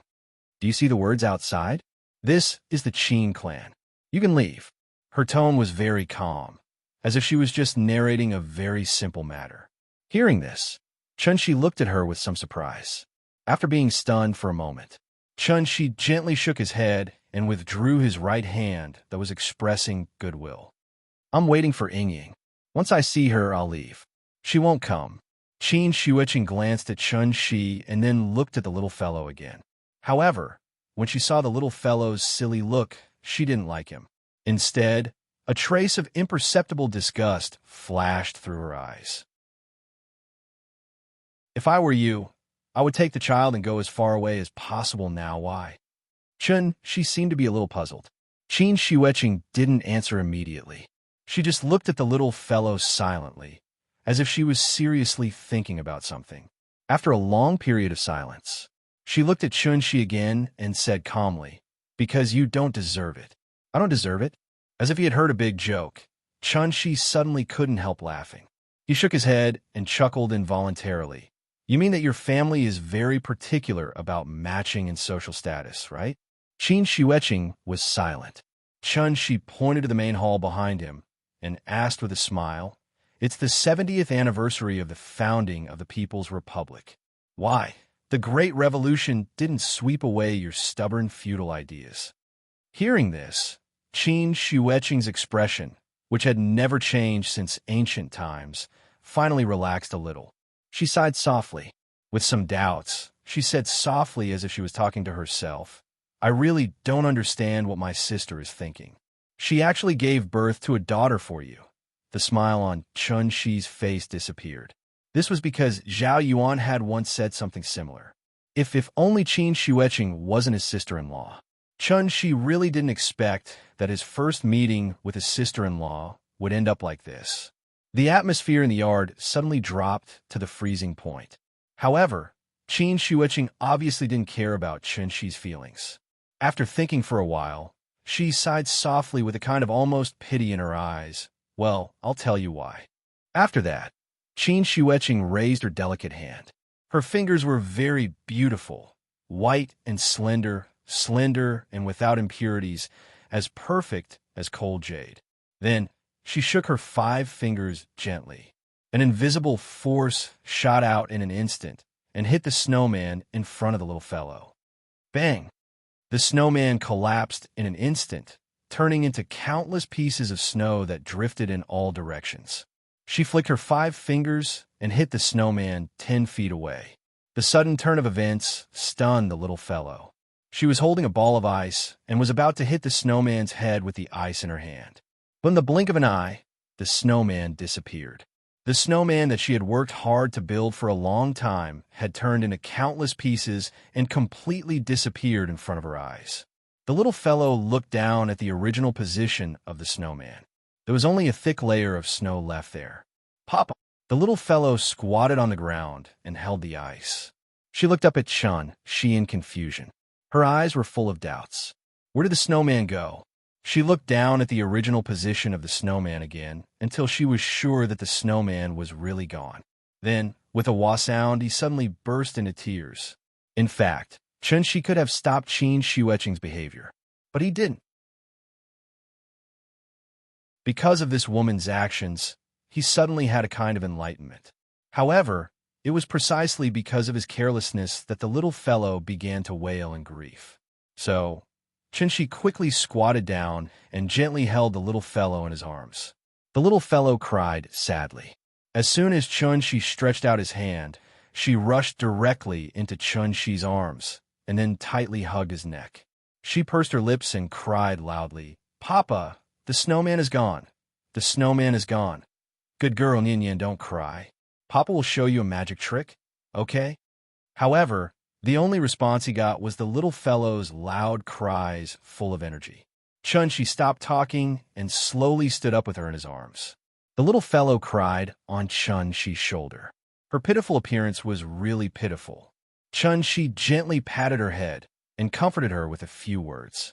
Then he turned his head and calmly said to Qin Shuiqing, "You scare my daughter." This time, it was Qin Shuiqing's turn to be stunned. "You know what? If you weren't Ying's sister, you would have died 10,000 times by now. I want to reason with you, but you have to talk to me about strength, then I'll show you what strength is." As soon as he finished speaking, the wind and snow all over the sky suddenly became stronger. Then, a tornado strangely blew in the yard. All the snowflakes above the yard were rolled into the wind column. The originally invisible wind column seemed to have become a large white funnel at this moment. In the center of the funnel was where the snowman was just now. She stood beside the snowman, holding the little fellow in his left hand and slowly stretched out his right hand. Countless snowflakes continued to fall on the snow pile under the guidance of the wind. Then, the snowman slowly condensed into a shape at a speed visible to the naked eye, and then became bigger and bigger. What was happening in front of her eyes was completely beyond Qin Xueqing's imagination. She stared at the man holding the child in a daze and stepped back a few steps in fear. The snowman was growing taller and taller. In just a few breaths, it had become a super large snowman more than 3 meters tall. This also made Qin Xueqing's beautiful eyes almost pop out. What was happening in front of her eyes could not be done by human strength. Thinking of this, she could not help but ask with a trembling voice, "Who? Who are you?" "Me?" Hearing this, She chuckled softly. Chapter 101. In the Sihiyuan, the sudden gust of wind finally subsided. The heavy snowfall was actually not a good sign. As the saying goes, timely snow indicates a bumper year. Only a moderate amount of snow could be called timely snow. A moderate amount of snow could not only kill insects and keep warm, but also provide water for crops and would not crush the crops. This was the sign of a bumper year. The snow stopped. The little fellow stared blankly at the huge snowman in front of her. The scene that unfolded before her eyes had completely stunned her. She opened her mouth involuntarily. Even if she did not cry again, her little nose was twitching unconsciously. She didn't even need Shi to coax her. She had already completely forgotten about crying. "Papa, this snowman is so big." The little girl raised her little head slightly. Her shocked expression immediately made Shi unable to help but smile. Seeing her adorable appearance, Shi's mood couldn't help but improve a lot. "Mua." After kissing the little fellow's face heavily, Shi looked at her and asked softly, "What do you think? Do you like this snowman?" "Yes." Shi's question made the little fellow come to her senses. Therefore, she immediately sat in his arms and began to dance. "Papa, put me down. I want to play with the snowman." Shi quickly put her down. As soon as she stepped on the ground, the little fellow threw herself into the snowman's arms. The snowman wouldn't carry her, so she plunged her small body into the snow. The falling snow kept falling on the little fellow's head, and some even fell into her clothes. Although she was shivering because of the cold, she enjoyed it and giggled against the snowman. Looking at how excited she was probably about to bury her head in a pile of snow. She put down the little fellow and then turned to look at Qin Xueqing. At this time, Qin Xueqing had also come to her senses. She originally thought that Shi was just an ordinary person, but she didn't expect that Shi was actually a necromancer. Furthermore, with the means that Shi had just displayed, his realm might have even reached the level of cultivation above the Daoentry realm. Han Fizi, human leader, moreover, the cultivators of magic are incompatible with the ministers of the path. How do you explain this? If the master has a warlock, then the high minister will not be able to make a decision, and the high minister will not dare to sell the high minister. If the high minister controls the power and influence, then the way of the master will be clear. Records of the grand historian Huainan's Hengshan biographies. In the past, Qinju followed the path of the saint and killed the sorcerers. He burned the book and book, abandoning etiquette and righteousness and relying on deceit. He accepted the punishment and turned the millet of the sea into the West River. Han Wangfu's treatise on the hidden husband, Virtuous Men's Difficulty. Those who are weak in virtue will have a bad impression of good deeds. Those who are in political turmoil will have a bad impression of governance. This is the reason why the Qin dynasty killed Yu and trapped the warlocks. Necromancers were necromancers, also known as warlocks. They were adept at worshipping ghosts and gods. concocting pills to achieve longevity, and were even known as spellcasters. For example, the hermit expert who allowed Ning Zhonghua to live for more than 50 years was most likely a necromancer. The necromancer lineage had a long history, but now it had almost disappeared from the world. Even the legends about necromancers were pitifully few. Most of the remaining branches of the necromancer lineage lived in seclusion deep in the mountains, maintaining the ancient tradition of passing down one lineage to a single person. The culprit behind the decline of the necromancer lineage was actually the first emperor in the history of Huaxia, Qin Shi Huang. Qin Shi Huang burned books and buried Confucians. This was a very cruel history. There were many historical records about this, and the historians of the past dynasties also had many discussions about it. However, the strange thing was that all kinds of books had detailed records of the burning of books, but the records of the burying of Confucians were very vague. In fact, this was because Qin Shi Huang did not kill Confucian scholars at all, but necromancers. The reason why Qin Shi Huang wanted to kill necromancers and swear to cut off the inheritance of necromancers was very simple. Back then, necromancer Su Fu was ordered by Qin Shi Huang to lead 3,000 boys and girls to the East Sea to search for the legendary Penglai, Fangzhong, and Yingzhou Immortal Mountains to find the elixir of immortality. However, after Su Fu left, there was no news of him, and he never returned to Huaxia. Qin Shi Huang, who realized that he had been deceived, was furious and vented his anger on the necromancer lineage. He hatefully killed countless necromancers, causing the necromancer lineage to almost be cut off. After the Eastern Han dynasty, it was already a long time ago from the Qin dynasty. The public opinion of the Qin dynasty, as well as the status of the Confucian school at that time, and the popularity of the modern literature school, distorted the facts and completely twisted the story of Qin Shi Huang deceiving necromancers into Qin Shi Huang deceiving Confucians. To put it bluntly, Qin Shi Huang was framed, which was why he was cursed by the Confucian school for more than 1,000 years. As for whether this was revenge on Qin Shi Huang by the remnants of the necromancers, no one knew. After all, history had long turned to dust. With a flip of his hand, he could create clouds and rain with a flip of his hand. This kind of heaven-defying means that could create clouds and rain with a flip of his hand was clearly not an existence that Qin Wanqing could deal with. She couldn't help but feel afraid and wanted to leave this strange place as soon as possible. However, since she was already here, how could Chun Shi let her go? This was his sister-in-law who had a lot to do with Ying. He had to keep her. Therefore, as soon as Qin Shiueqing turned around, Chun Shi shouted at the big cat, "Big cat, keep the guest." Meow. The big cat had been living in fear all day recently. Now that it finally had a chance to show off, it naturally worked hard. Thus, just as Qin Wanqing took a step forward, a voice rang out. The big cat, who had been squatting on the steps of the west wing, had turned into a black shadow and rushed to the drooping flower door in an instant. As its body grew rapidly, Qin Shiueqing couldn't help but widen her eyes. Monster! The big cat showed its true form. Its front legs were slightly bent, and its back legs were on the ground. Its body was slightly arched, and its eyes were fixed on Qin Shiueqing. It even grinned, revealing a mouthful of sharp teeth. Seeing this, Qin Wanqing had no choice but to stop in her tracks.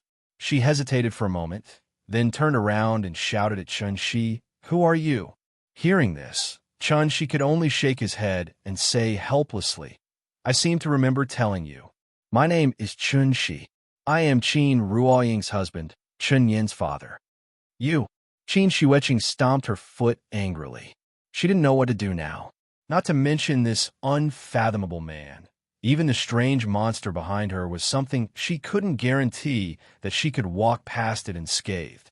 Just as Qin Shiueqing was feeling vexed, the little girl suddenly saw the big cat squatting in front of the drooping flower door. She had seen too many amazing things today. But at this moment, when she saw the big cat's enlarged appearance, she couldn't help but raise her small hand and rub her eyes.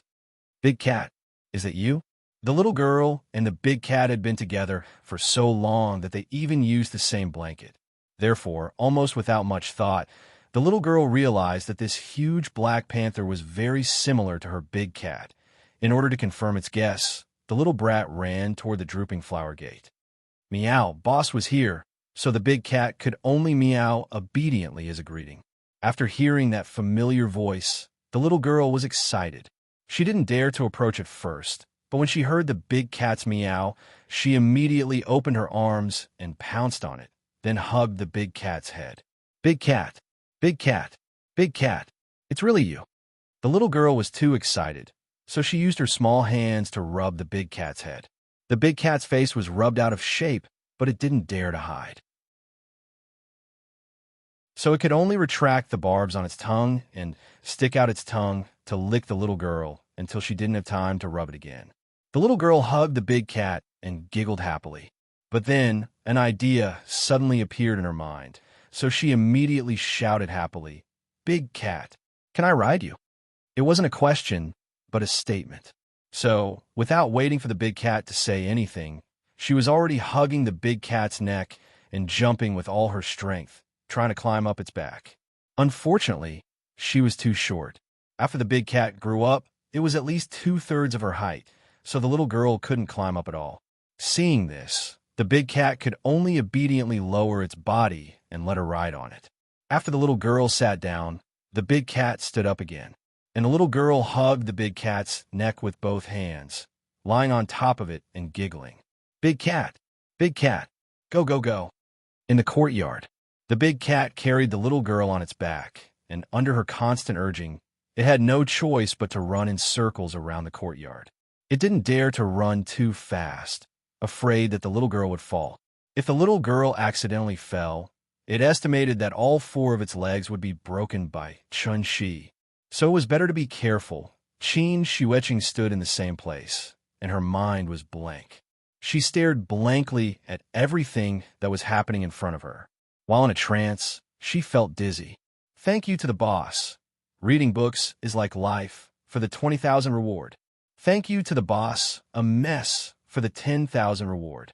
Thank you to the boss, Assad, for the 30,000 reward. This book's reader group, 51179312 group name. Destroy Earth's strategic headquarters. Chapter 102. In the Qin family's courtyard. It should have been a place Qin Shueqing was very familiar with. But now, this place felt very strange to her. It was all because of those 2 uninvited guests.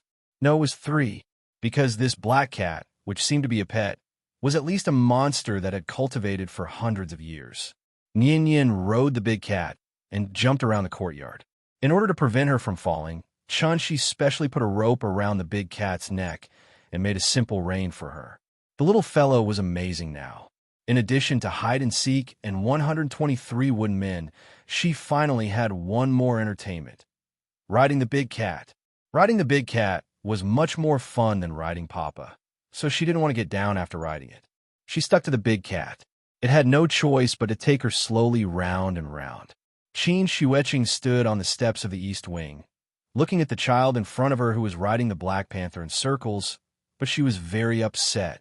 This child was her sister's daughter. So what was her relationship with her?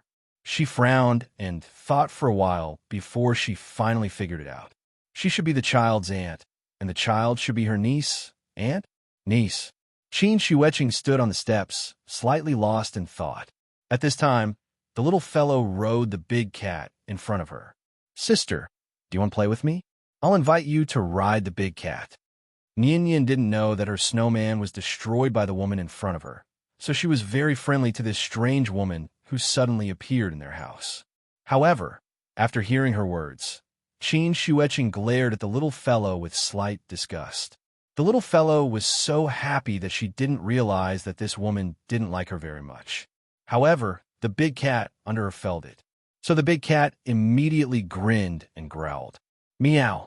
With a low growl of indignation, the big cat took the little guy and walked past her from behind. Looking at the big cat's attitude, it was also as arrogant as a pushover. It was not willing to let the little guy talk to this woman at all. The reason why Qin Shueqing was still standing here was because of Qin Shueqing. It wasn't that she didn't want to leave, but she couldn't. Every time she tried to leave, she would always use a method she couldn't understand to grab her back. It was as if there was an invisible hand stopping her. Even if she wanted to climb over the wall to escape, that hand would grab her and put her back into the courtyard. It was like being trapped in a toy castle, and she was just one of the toy soldiers. This kind of celestial means also completely cut off Qin Xueqing's idea of escape. Dao, initiation, Dharma, cultivation, ascension. The lineage of necromancers was too mysterious. Although Qin Xueqing had heard about a long time ago, she didn't expect that a real necromancer with cultivation would be so terrible. Therefore, she was also very honored to become Qi's captive. Although she was a captive, she was actually treated well. Except for not being able to leave the courtyard, Shi didn't do anything to her. Or it could be said that Shi didn't dare to do anything to her. Did he want to tie her up and hang her upside down with a whip dripping wax? She was his sister-in-law, not an outsider. They were all family. Obviously, Shi couldn't offend her too much. Shi only had one purpose, and that was to make her tell him where Ying was. Perhaps seeing that Shi didn't dare to do anything to her, Qin Xueqing simply closed her mouth and refused to say a word. Shi couldn't do anything to her, so he could only let her be. His sister-in-law had just arrived. As her brother-in-law, he still had to be a little polite to her. However, Shi's patience was always limited. Therefore, he could only hope that Qin Xueqing wouldn't refuse a toast only to be forced to drink a forfeit. Otherwise, it would be embarrassing for everyone. Obviously, it wouldn't be a good thing. Because the little fellow didn't like to eat outside food, Shi had already started to cook as early as the second day after she moved in. Today, there were distinguished guests. So she made a particularly sumptuous meal. For dishes and a soup, all of which were main dishes. One of the dishes was braised shark's fin in yellow sauce. This dish was characterized by its bright apricot yellow color, soft and tender meat, extremely mellow and fresh taste, and the whole wing was juicy. Because it was too cold, Shi could only put the dishes on the table in the West Wing. After he brought the dishes one by one, the little fellow didn't even need to be called. She rushed over on the big cat as soon as she smelled the aroma. "Papa, it smells so good. I'm hungry." "If you're hungry, wash your hands. You can eat after washing your hands." "Okay, big cat, let's wash our hands." With the temptation of delicious food, the little mischievous girl finally didn't need Shi to wait on her. She ran to wash her hands by herself. At this time, Shi walked out of the room and looked at Qin Xueqing opposite him. He asked very politely, "Do you want to eat together?" As he spoke, Shi turned sideways and pointed to the table behind him. However, after hearing his words, Qin Xueqing was like a cat whose tail was stepped on. She immediately shouted angrily, "Bah!" After fiercely glaring at Shi, she opened the door of the East Wing, walked in, and slammed the door. The weather was so cold, but she still stood in the yard for so long in the cold wind. Thinking about it, it was quite silly. Shi smiled softly and returned to the West Wing, very satisfied. The whole yard was set up by him. As long as Qin Xueqing didn't tell him the whereabouts of Ying, she would have to obediently stay here for one more day. When he forced Qin Xueqing to stay, just now, Shi had already used his true qi to search her body. However, Qin Xueqing didn't bring her mobile phone, so Shi couldn't check her phone number. 3 days, Shi only gave her 3 days to consider. If she still refused to tell him after 3 days, then don't blame him for not giving her face as her brother-in-law. Just as Shi was thinking about how to deal with Qin Xueqing, the little girl ran back after washing her hands. She climbed onto the chair with all her strength, picked up the spoon, and was ready to eat. However, at this time, the little girl seemed to have thought of something. She quickly turned her head and looked out of the window. Then, she asked with some doubts, "Papa, where's that sister just now? Isn't she going to eat with us?" Hearing this, Shi rubbed her head and pulled the plate of braised shark's fin to her. Then he said with a smile, "She's your mother's sister." "Mama's sister? Who's that?" "You should call her Aunt." "Aunt? Aunt doesn't eat with us? She's good at martial arts, so she doesn't need to eat." Oh, Anne is so pitiful. The food is so delicious, but she doesn't need to eat. Good girl, eat more if it's delicious. Okay. However, at this moment, in the East Wing, Qin Shueqing frowned slightly and couldn't help but put her hand on her stomach. Martial artists were not immortal cultivators. Their physical energy consumption was especially large, so their usual appetite was also especially large. She hadn't eaten for a few hours, but her stomach began to growl. Qin Shueqing couldn't help but look through the window at the West Wing opposite. She finally understood why she pretended to ask her to eat with him. He guessed that she wouldn't go, so he used this method to disgust her. She couldn't beat him in a fight, and she couldn't leave. Now she couldn't even eat. Thinking of this, Qin Shueqing couldn't help but turn pale. She couldn't live like this. So, after hesitating for a while, Qin Shueqing kicked open the door and strode toward the West Wing opposite. I doubt it. Did you forget the name of my book? This is becoming a stay-at-home dad after returning from cultivation, not becoming a stay-at-home king after returning from cultivation. I can't abandon my daily life for the sake of showing off, because that's a very stupid way of doing things. I have two kinds of readers. One likes to read cool stories, and the other likes to read warm daily lives. But recently, the readers who like to read cool stories have been making more and more trouble. It's even developed to the point where even Yin Yin said that I'm lame. I really want the two kinds of readers to coexist, so there will be a big climax, but it will be a gradual process. Because in my heart, 100 face-slapping episodes are not as important as a complete climax. Right, bro? In addition, some people say that I'm half an article on Baidu. If I want to Baidu, I have to at least have this knowledge and know that this thing exists in advance, okay? I'm not here to teach popular science. But if I don't write, will other readers know about this?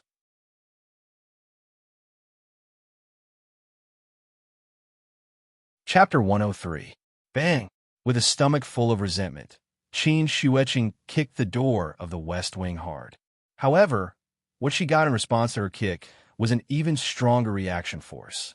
It was obviously a wooden door, but it was as hard as the door of a bank vault. It was obvious that she was making trouble. Qin Shueqing gritted her teeth and helplessly withdrew her right foot. Because she was so angry, her full chest rose and fell rapidly with her rapid breathing. This was great.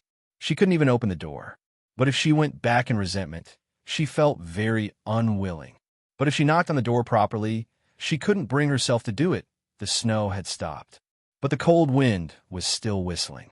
Qin Shueqing stood at the door of the West Wing with resentment. She didn't know what to do now. She finally understood what despair was. It was the first time she had experienced such a feeling in her life. She couldn't beat him, and she couldn't run away. With her status, it was impossible for her to curse in the streets like a shrew. What else could she do? She was like an experienced hunter, and she was like an injured prey, being wantonly played by Shi in the palm of her hand. The more Qin Shueqing thought about it, the angrier she became. So she immediately turned and walked back to the East Wing. Her stubbornness also came up. She was a martial arts grandmaster in the clasping Dan realm. Even if she didn't eat or drink for a month, she wouldn't die. At worst, she would go back and slowly waste time with him. Qin Shueqing made up her mind. But when she turned and was about to leave, the door behind her suddenly opened. The little fellow turned and saw Qin Shueqing outside the room, so she immediately took the spoon and waved it happily. As she waved, she shouted happily, "Auntie, Aunt, do you want to eat with us?" The little fellow enthusiastically invited Qin Shueqing. However, Qin Shueqing was not in the mood to eat at this moment, so she did not even turn her head and walked directly to the East Wing. However, the moment she took a step forward, she was horrified to find that she could not control her body. An invisible force suddenly seized control of her body and manipulated her to slowly turn her body. At this moment, she was like a remote-controlled robot. Under the control of someone else, she walked stiffly towards the West Wing. Seeing that, Qin Shueqing shouted in fear, "What did you do to me? Let me go." She didn't pay attention to her, but smiled and controlled her to sit next to the little guy. After that, she stroked the little girl's head and asked softly, Nyin Nyin, can you go and get a bowl of rice for your aunt? All right. Hearing that, the little fellow immediately nodded happily, then jumped off the chair and ran to the rice cooker to fill Qin Shueqing's bowl with rice. Although she did not understand what the word aunt meant, as long as it had something to do with Mama, the little fellow would show full enthusiasm. While the little fellow went to get more rice, Chunshi turned to look at Qin Shueqing and asked with a smile, "What do you think? Isn't my daughter cute?" Qin Shueqing struggled to get rid of Chun-Shi's restraint, but it was obviously in vain. Therefore, she had to scold him harshly. "Let me go. I can let you go, but you have to eat this meal first." Chun-Shi smiled and pointed to the dishes on the table.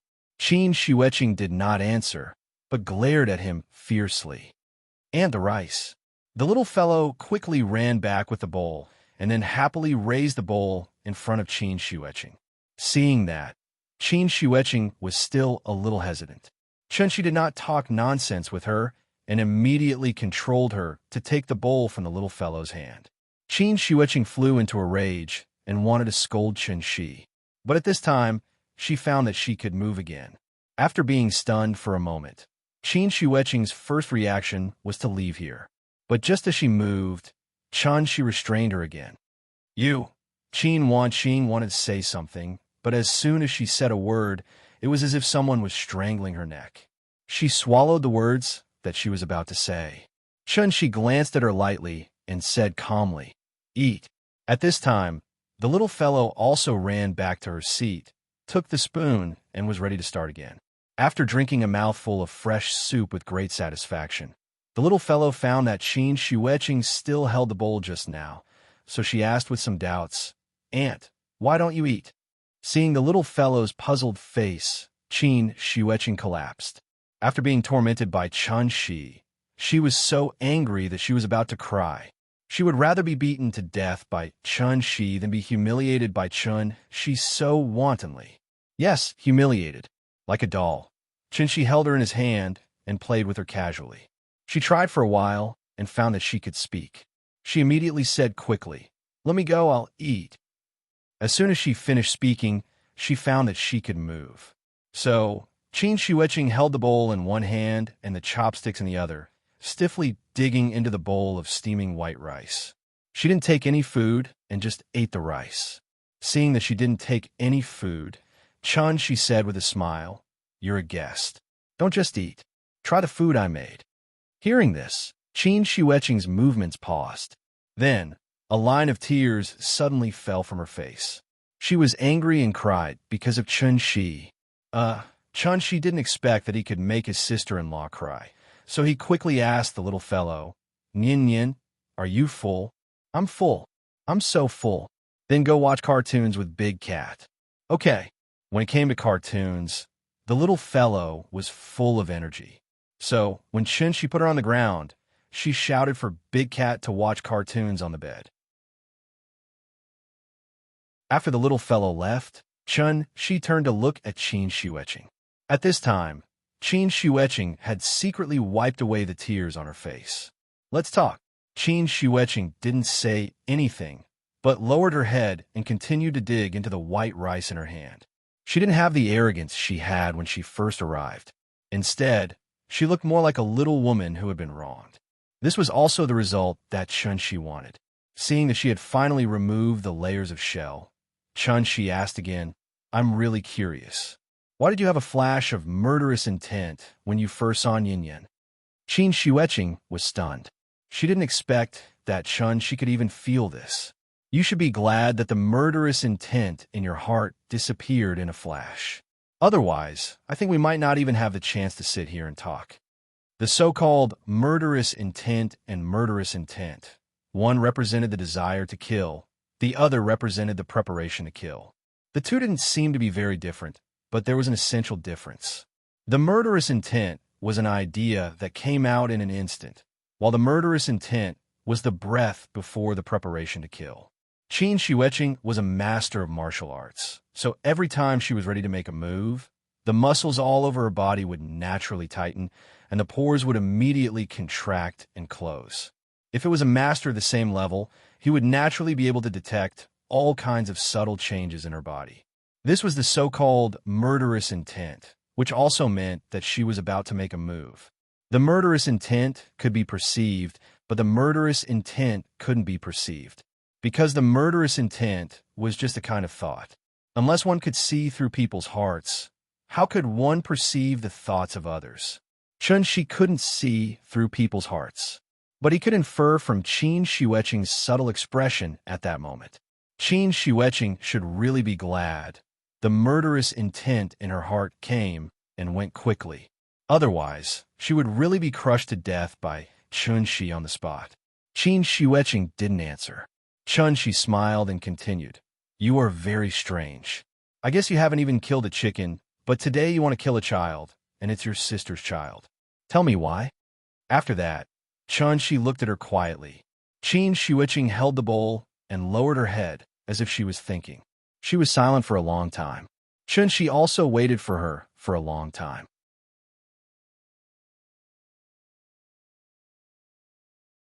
Chapter 104. Because if she doesn't die, my sister will die. As soon as he finished speaking, Qin Shiueqing clearly felt a strong murderous aura erupting from Chun-Shi's body. The murderous aura was so strong that she was so scared that her muscles tensed up and she subconsciously wanted to take a defensive stance. And it wasn't just her. Even the big cat, who was watching cartoons, was shocked. But the big cat was very smart and immediately burrowed into the little guy's arms. The little guy naturally hugged the big cat.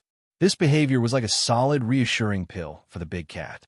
So after the big cat calmed down, it turned its head and poked its head out to observe the situation at the dining table. Why? Chun-Shi's voice was very calm, and there was nothing strange about the expression on his face.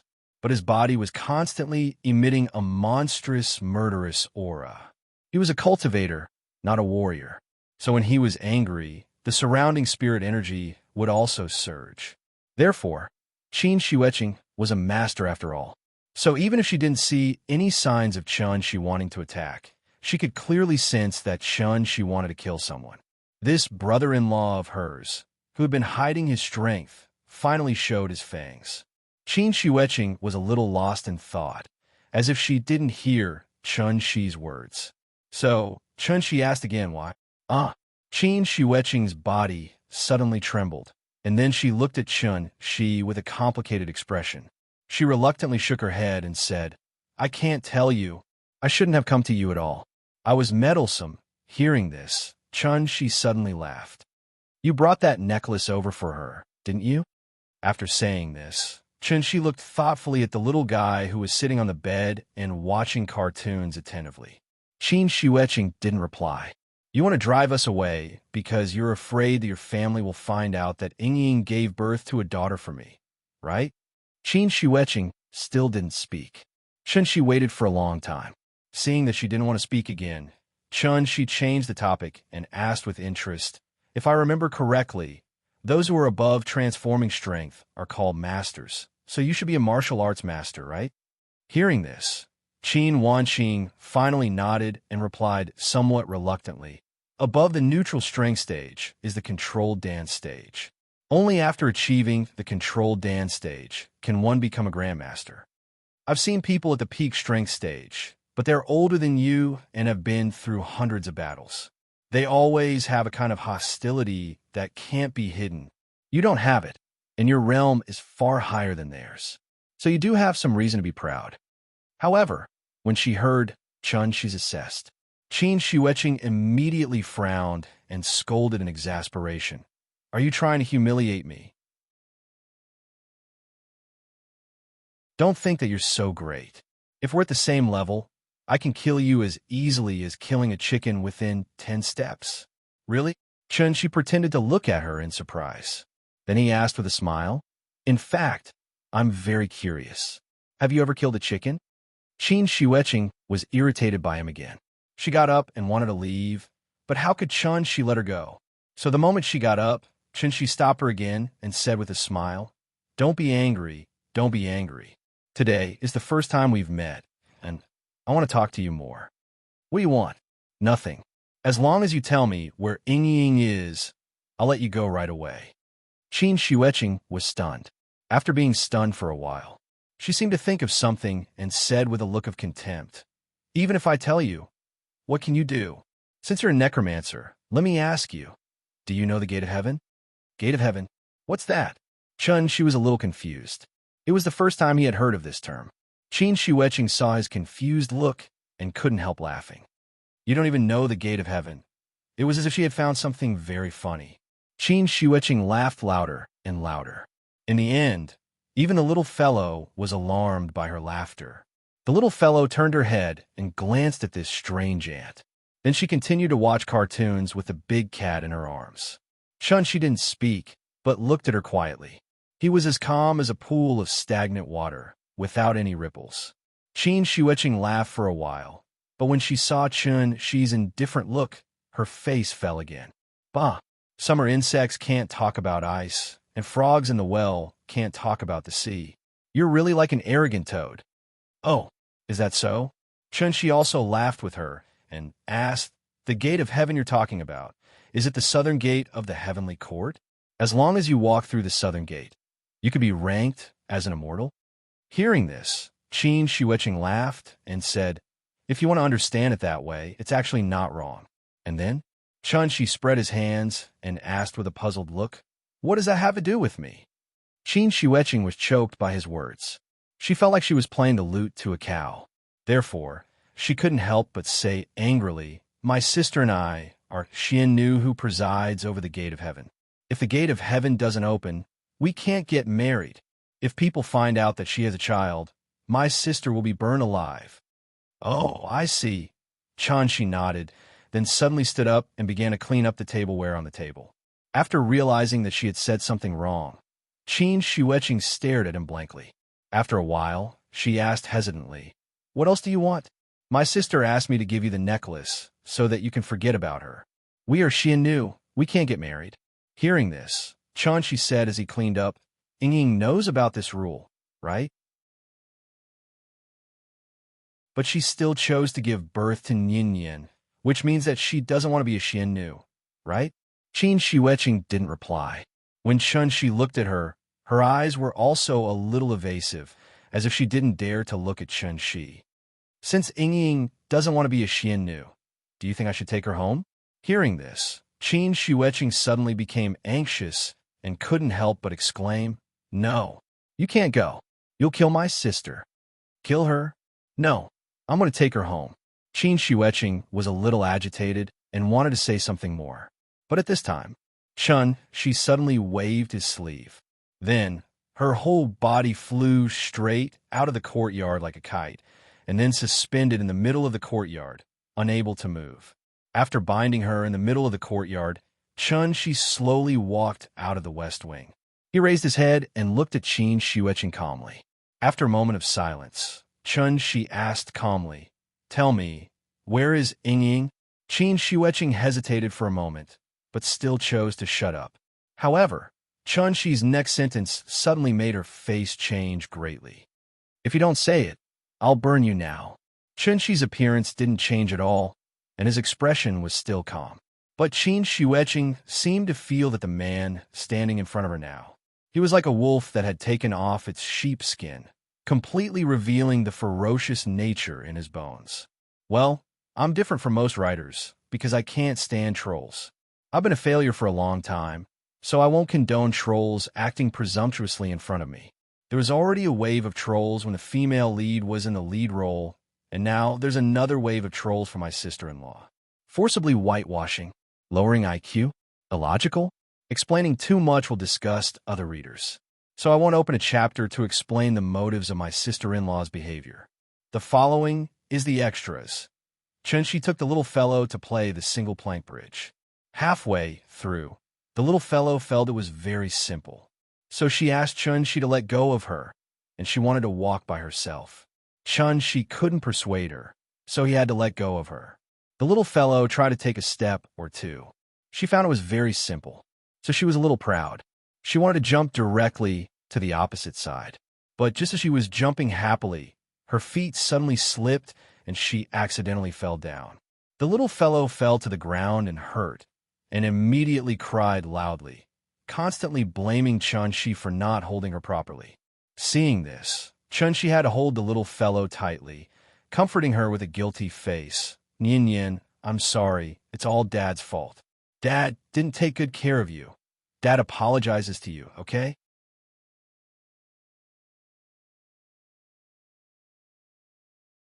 Chapter 105. The biggest difference between the heavenly jade world and Earth was spirit stones, immortal herbs, cave abodes, and spirit veins could be snatched. Interest was the driving force behind all human actions. Marx once said, everything that people strive for is related to their interests. Chun-Shi had lived on Earth for more than 20 years, but he had lived in the heavenly jade world for more than 500 years. Could it be that those 500 years could not compare to 20 years? Obviously not. The reason why he did not like the heavenly jade world was mainly because there was a fundamental difference between the heavenly jade world and Earth. Earth was the place where he was born and raised. Chun-Shi grew up and matured here.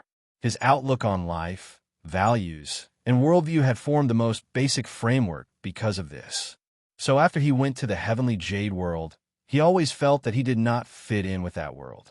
This was also one of the reasons why he risked his life to return to his roots. 3 years old is old, 7 years old is old. This was a proverb in Huaxia. Although 3 years old and 7 years old was only an approximate number in ancient times, it was summed up by the people of Huaxia after thousands of years of living experience. This sentence seemed very arbitrary, but it was proven to be reasonable by modern science. Man is a very complicated creature. If he really wanted to explore it in detail, he would have to talk about innate determinants and acquired influences. That was too complicated, and Chun-Shi was not a thinker, so he would not study too much. He only needed to clarify one thing, and that was, what exactly did he want? Chun-Shi did not want longevity, but family happiness. This was his goal, and also his pursuit. At the same time, it was the source of his motivation. Nian Yin was already by his side, so Chun-Shi swore to make her the happiest child in the world. But Ying was still missing. Without Ying, how could Nian Yin be the happiest child in the world? Without Ying, how would he be able to achieve the family happiness that he pursued? Without Ying, how could he fulfill the promise he made back then? I will ascend and become an immortal. Not for longevity, but for a lifetime of happiness and peace. If it was said that living on Earth for more than 20 years had established a basic framework for Chun-Shi's worldview. However, the 500 years in Heavenly Spiral had reshaped Chun-Shi's code of conduct. In the end, he was no longer immortal. He was a title divine lord of the Heavenly Jade Domain, a soul formation cultivator. Therefore, when Chun-Shi heard that Ying was in danger, there was only one thought left in his mind. Pick up Ying and go home. The home that he guarded, compared to his wife, his sister-in-law, was naturally an insignificant existence. Therefore, Qin Shueqing was suddenly thrown out of the yard. She stared at the man in horror. This seemingly gentle man suddenly showed his ferocious side in front of her. That monstrous, murderous aura seemed to be making a silent declaration. If she dared to say no, he would really kill her. Qin Shueqing was scared out of her wits. Chun-Shi stood on the steps and quietly looked at Qin Shueqing, who was tied up in the air by him. All of a sudden, his wrist twitched. Immediately after, a small flame jumped out from his fingertip. Seeing this sudden flame, Qin Shueqing finally came back to her senses. This cheap brother-in-law was serious about her. Qin Shueqing was scared. When she saw that Chun-Shi was about to throw out the flame, she immediately shouted at the top of her lungs, "No, I'll tell you." Classic of mountains and seas. The 16th classic of the west of the great wilderness said, "In the south of the West Sea, on the shore of quicksand behind the red water and before the black water, there is a mountain called the Kunlun Hills." The Kunlun Mountains were known as the ancestor of all mountains in Huaxia and the source of the dragon veins. Many legends in Huaxia were related to the Kunlun Mountains. But many people didn't know. The Kunlun Mountains in ancient times and the Kunlun Mountains in modern times were actually two different places. Some people even thought that the ancient Kunlun Mountains were the current Kunlun Mountains. The current Kunlun Mountains were between 500 meters and 6,000 meters above sea level. The climate was cold and humid, the air was thin, and there was a plateau layer of frozen soil all year round. The living conditions were extremely bad. How could the Huaxia people be born? In fact, according to historical records, long before the Qin dynasty unified Huaxia, what was called the Kunlun Mountains was actually the Qinling Mountains. The Guangzhou Plain north of the Qinling Mountains was the birthplace of the Huaxia people. The two ancestors of the Huaxia people, the Yellow Emperor and the Yin Emperor, were born in this place. The Guo Eugene language said, in the past, Xiaodi married the Eugene family and gave birth to the Yellow Emperor and the Yin Emperor. The Yellow Emperor was born with Ji Shui, and the Yin Emperor was born with Jiang Shui. Therefore, the Yellow Emperor was born with Ji Shui, and the Yin Emperor was born with Jiang Shui. The two emperors used their masters to help each other, and they were born with different virtues. This was also the earliest historical record of the Yin Emperor and the Yellow Emperor that could be seen. The Qinling Mountains were not called Qinling Mountains in the beginning. At first, it was called the Kunlun Mountains. Later, Qin Shi Huang unified Huaxia and moved the capital to Xianyang. Because the Qinling Mountains stood in the south of Xianyang, the capital of the Qin state, there was a saying in the sky in the south of the capital, so it was called Zhongnan, also known as Zhongnan. Therefore, the Qinling Mountains were called Zhongnan Mountains. Later, the Qin dynasty fell, and it was the Western Han dynasty. Sima Qian wrote in the history books, "The Qinling Mountains are the greatest obstacle in the world." At this time, the Qinling Mountains finally had its official name. Kunlun Mountains, Zhongnan Mountains, Qinling Mountains. These were the past and present lives of the Qinling Mountains. Huaxia's dragon vein was actually here. Chang'an, at the airport exit, a family of 3 and a cat. The man was handsome, the woman was beautiful, and the baby was quite cute. Even the cat in the child's arms looked more agile and clever. It stuck its head out and looked at the passers-by. The family of 3 did not look like locals. After getting off the exit, they took a taxi and went straight to the Qinling Mountains. The Qinling Mountains were a huge mountain range across Huaxia. At the same time, it was also the climate dividing line between the north and south of Huaxia. The difference in the lives of southerners and northerners was formed by this mountain range. Every winter, the Guangzhou area north of the Qinling Mountains was bitterly cold. Thousands of miles of ice would be frozen and thousands of miles of snow would fall. People would stay by the fire to get through this cold season. However, the Hanzhong Basin south of the Qinling Mountains was still green with mountains and rivers. This mountain range had a decisive impact on the natural climate of Huaxia. It was also this mountain range that changed the natural pattern of Huaxia. The family of 3 booked a taxi. They were not going to a scenic area, but to a remote town at the foot of the Qinling Mountains. The people of northern Shanxi were forthright, the people of southern Shanxi were simple and honest, and the people of Guangzhou were warm. This trip would take more than 2 hours. It was a long journey. The driver wanted to start a conversation several times, but the young couple in the car was like a sulking couple. They did not say a word since they got in the car. There was no other way. Since the guests were not willing to talk, he could only keep his mouth shut silently. The straight-line distance from Chang and to the Qinling Mountains was only 50 to 60 kilometers. It had not snowed in Chang'an yet, but the Qinling Mountains had already turned into a vast expanse of white. The town they were going to was about 200 kilometers away from Chang.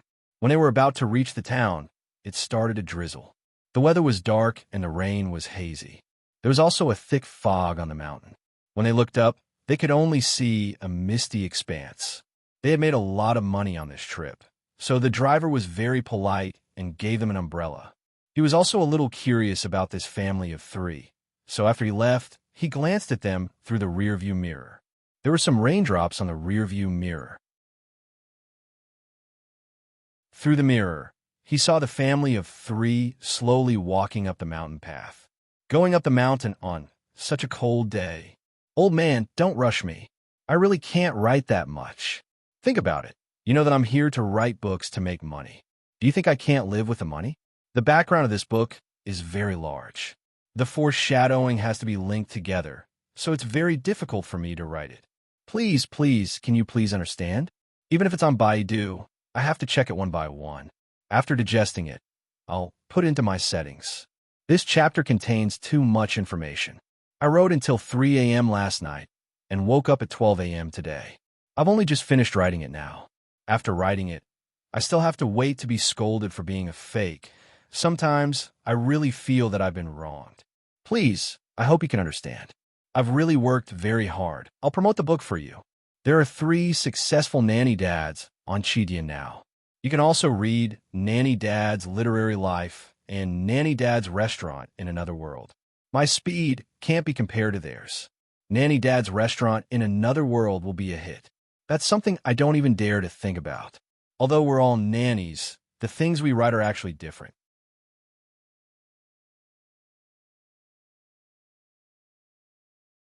Chapter 106.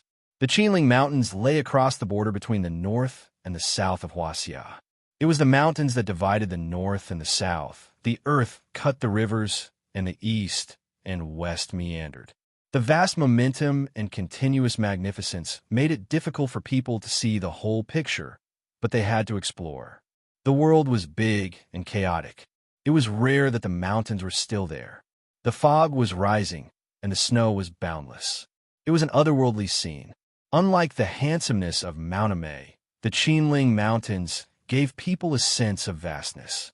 After going up the mountain, the little fellow obediently lay in Chunxi's arms, her big eyes rolling. As the altitude increased, the snow on the mountain became thicker and thicker. The somewhat rugged and slippery path was gradually covered by the snow. Looking up, it seemed that there was only white left between heaven and earth. When the little fellow saw the thick snow piled up like a quilt, she finally couldn't help but hug Chunxi's neck and said coquettishly, "Papa, Papa, I want to play in the snow." Hearing this, Chunxi stopped, pinched her little face, and then put her down in a relatively flat place. Seeing the thick layer of snow in front of her, the little fellow also became playful. She was holding the big cat and suddenly swung her arms with all her strength. Just like that, he threw the big cat into the pile of snow. The big cat was shocked, and suddenly it was so scared that it waved its 4 feet in the air. But because it had no place to borrow strength, it could only watch as the little fellow threw it out. Poof!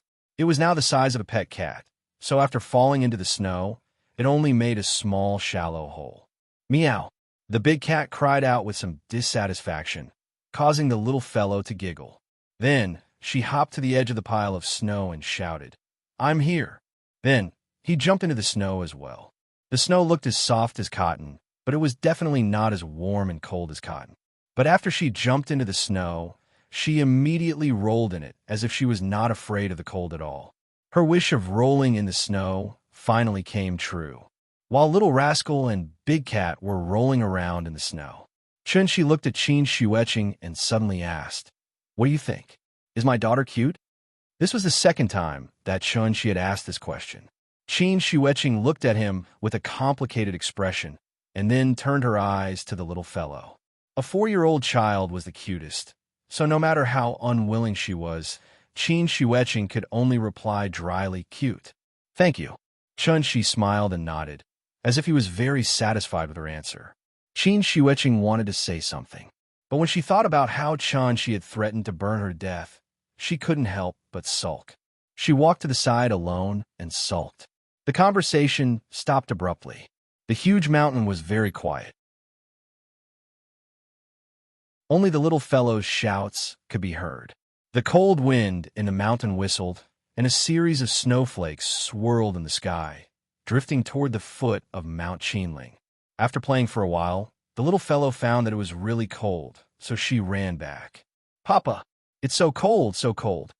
As she spoke, she jumped and shivered. The process of melting snow itself was a process of absorbing heat. When rolling in the snow would fall into the clothes. As soon as it met the body temperature, it would immediately melt into water. So no matter how much she liked the snow, she had to run back to Chunxi to get warm. She quickly picked her up. As his true essence surged, Little Rascal's body immediately emitted a faint white gas. A stream of warmth wrapped her, and Little Rascal immediately murmured comfortably, it's so warm. Papa is so warm. When it could freeload food and drink, Big Cat would never be willing to fall behind others. So when it saw Little Rascal being held by Chun-Shi, it immediately shook off the snow on its body and jumped into Little Rascal's arms like a mad dog. The reason why it was willing to follow Chun-Shi was that a trace of Chun-Shi's true essence inadvertently leaked out was enough for it to benefit a lot. When the heavy snow closed the mountain, there were no birds in the mountains, and no traces of people could be found. But even a master of peak strength could walk on water, not to mention Qin Shiueching, who was a guru. Perhaps it was because she wanted to compete with Chun-Shi, so as soon as she entered the mountain, she stepped on the snow and floated away. In an instant, she had already rushed several meters away. A guru was like a dragon, climbing the mountain like an ape, diving into the water like an otter, and his momentum was like Mount Tai. After being tortured by Chun-Shi, Qin Shiueching almost doubted whether she was still a Wu Dao guru. Now that his sister-in-law was willing to cooperate, Chun-Shi naturally would not provoke her for no reason, so he followed her leisurely. As the two of them moved forward quickly, they went deep into the hinterland of the Qinling Mountains in the blink of an eye. At this time, Chun-Shi also roughly guessed where the mysterious place she was talking about was, because as they went deeper and deeper, Chun-Shi found that the spiritual qi of heaven and earth here was even richer than that of Zongnanhai. It was really a good place for all things to compete. After walking for more than an hour, Qin Shiueching suddenly stopped. Chun-Shi looked at the valley in front of her and also stopped, because he knew that Qin Shiueching had something to say. Sure enough, after Qin Shiueching stopped, she turned her head, and the expression on her face showed that she was struggling. Chun-Shi waited for her for a moment. Then she said in a seemingly annoyed tone, "I was wrong. I shouldn't have brought you here. Even if you kill me now, I won't take you one step further. Without me leading the way, you won't be able to enter, so you should go back, since we're already here. Do you think it's possible for me to go back? You really can't go any further. If you do this, not only will you kill yourself and my sister, but you will also kill the child in your arms. For the sake of the child, please go back, okay? Go back first, and when the divine gate opens, I will naturally come back to find you." Qin Shiueching became more and more agitated as she spoke. In the end, she could not help but yell at Chun-Shi again. Chun-Shi did not reply. After she calmed down a little, he nodded at Qin Shiueching and said very solemnly, "Thank you." "You." Qin Shiueching was stunned for a moment. Then she flew into a rage, and her face turned red. Just as she was about to scold Chun-Shi, she suddenly asked, "You're a grandmaster, so what's the corresponding realm of a grandmaster? I don't have time to joke with you. I'm warning you. If you go any further, you will really kill everyone. Answer my question first." Chun-Shi's expression was very serious, as if he was seriously discussing something with her. Seeing this, Qin Shiueching stomped her foot and said impatiently, "Entering the Tao. What's above that? Cultivating the Tao. Above that? Aren't you at the divine connection realm? Answer my question first, then what's above that? Core condensation. Isn't Grandmaster Control Dan? What's the difference between core control Dan and core condensation? The two can't be described in the same sentence. Legend has it that when a Grandmaster successfully condenses his Dan, he will be able to leave the earth and ascend to immortality, free and unfettered between heaven and earth. Core concentration refers to a martial artist condensing the essence, qi, and blood marrow of the entire body into a single point. In other words, all the strength in the body is concentrated in the dantian. When facing an enemy, the dantian will explode, and the enemy will be killed in a single move. All right, I have no more questions. After saying that, Chun-Shi carried the little fellow and walked towards the valley. Qin Shiueching wanted to reach out and stop him, but when she thought about how she was not a match for him, she could not help but stop. Obviously, Chun-Shi had tortured her until she was traumatized. Helpless, Qin Shiueching could only stomp her foot and shout at Chun-Shi's back. "I've said it before, without me leading the way, you can't enter." Just as she finished speaking, the scene in front of her stunned her. Chun-Shi waved his sleeves lightly, and a door of light rippled like the surface of a lake appeared in front of him. Behind the door, at the entrance of the valley, a stone tablet suddenly appeared in the originally empty space. On the stone tablet were two large words written in small seal script.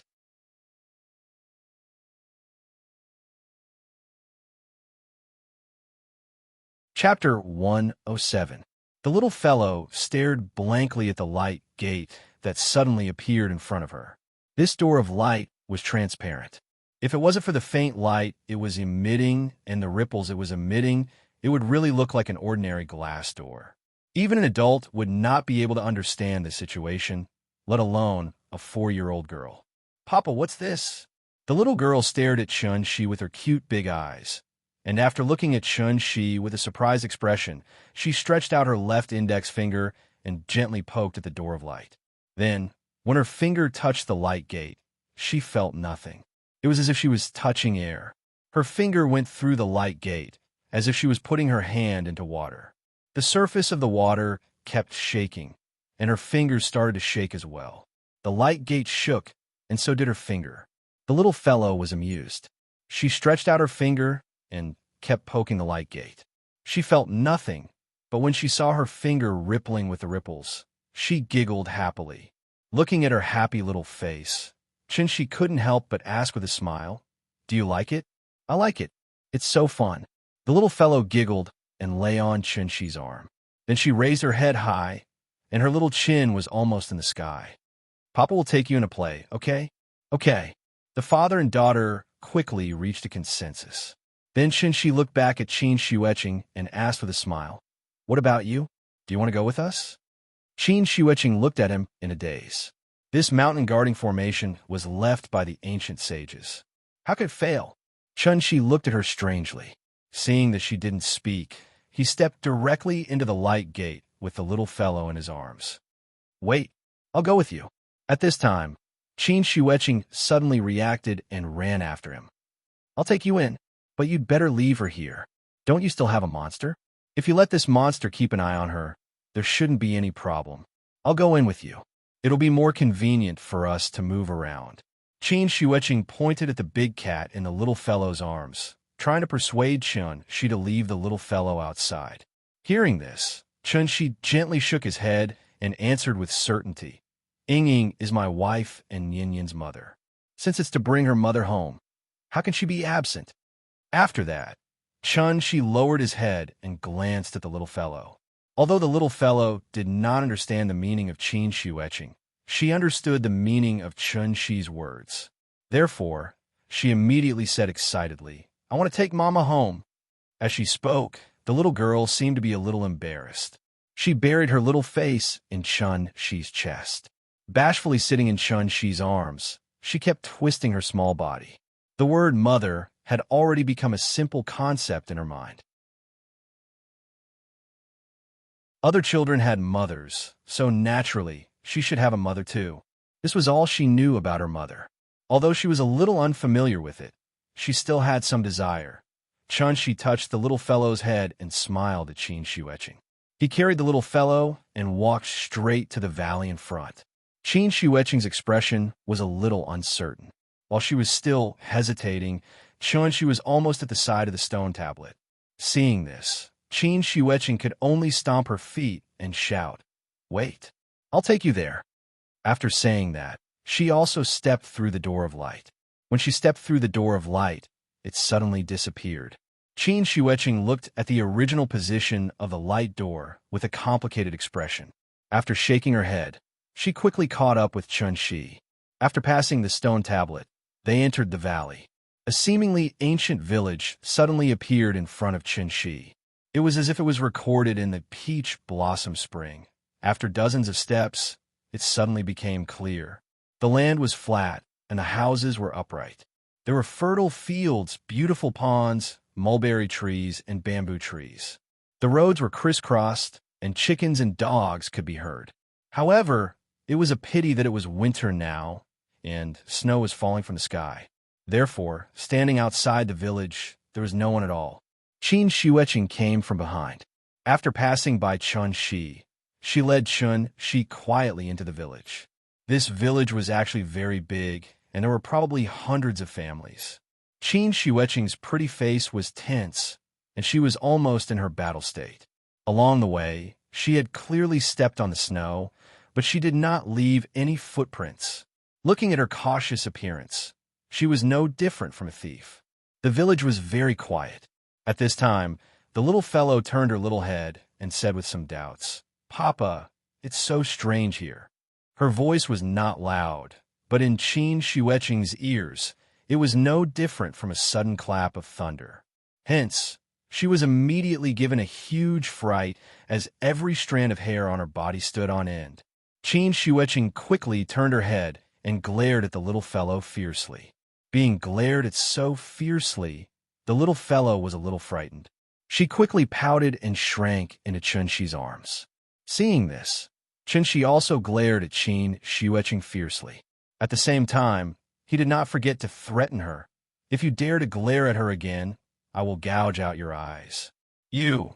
Qin Shiweching was just about to say something, but she immediately realized that now was not the time to quarrel. Therefore, she had to take a deep breath and suppress the evil fire in the bottom of her heart. At this time, Chun-Shi ignored her and continued to walk forward. Seeing this, Qin Shiweching suddenly became anxious. She quickly floated in front of Chun-Shi and pointed to a side path, indicating that he should go around it.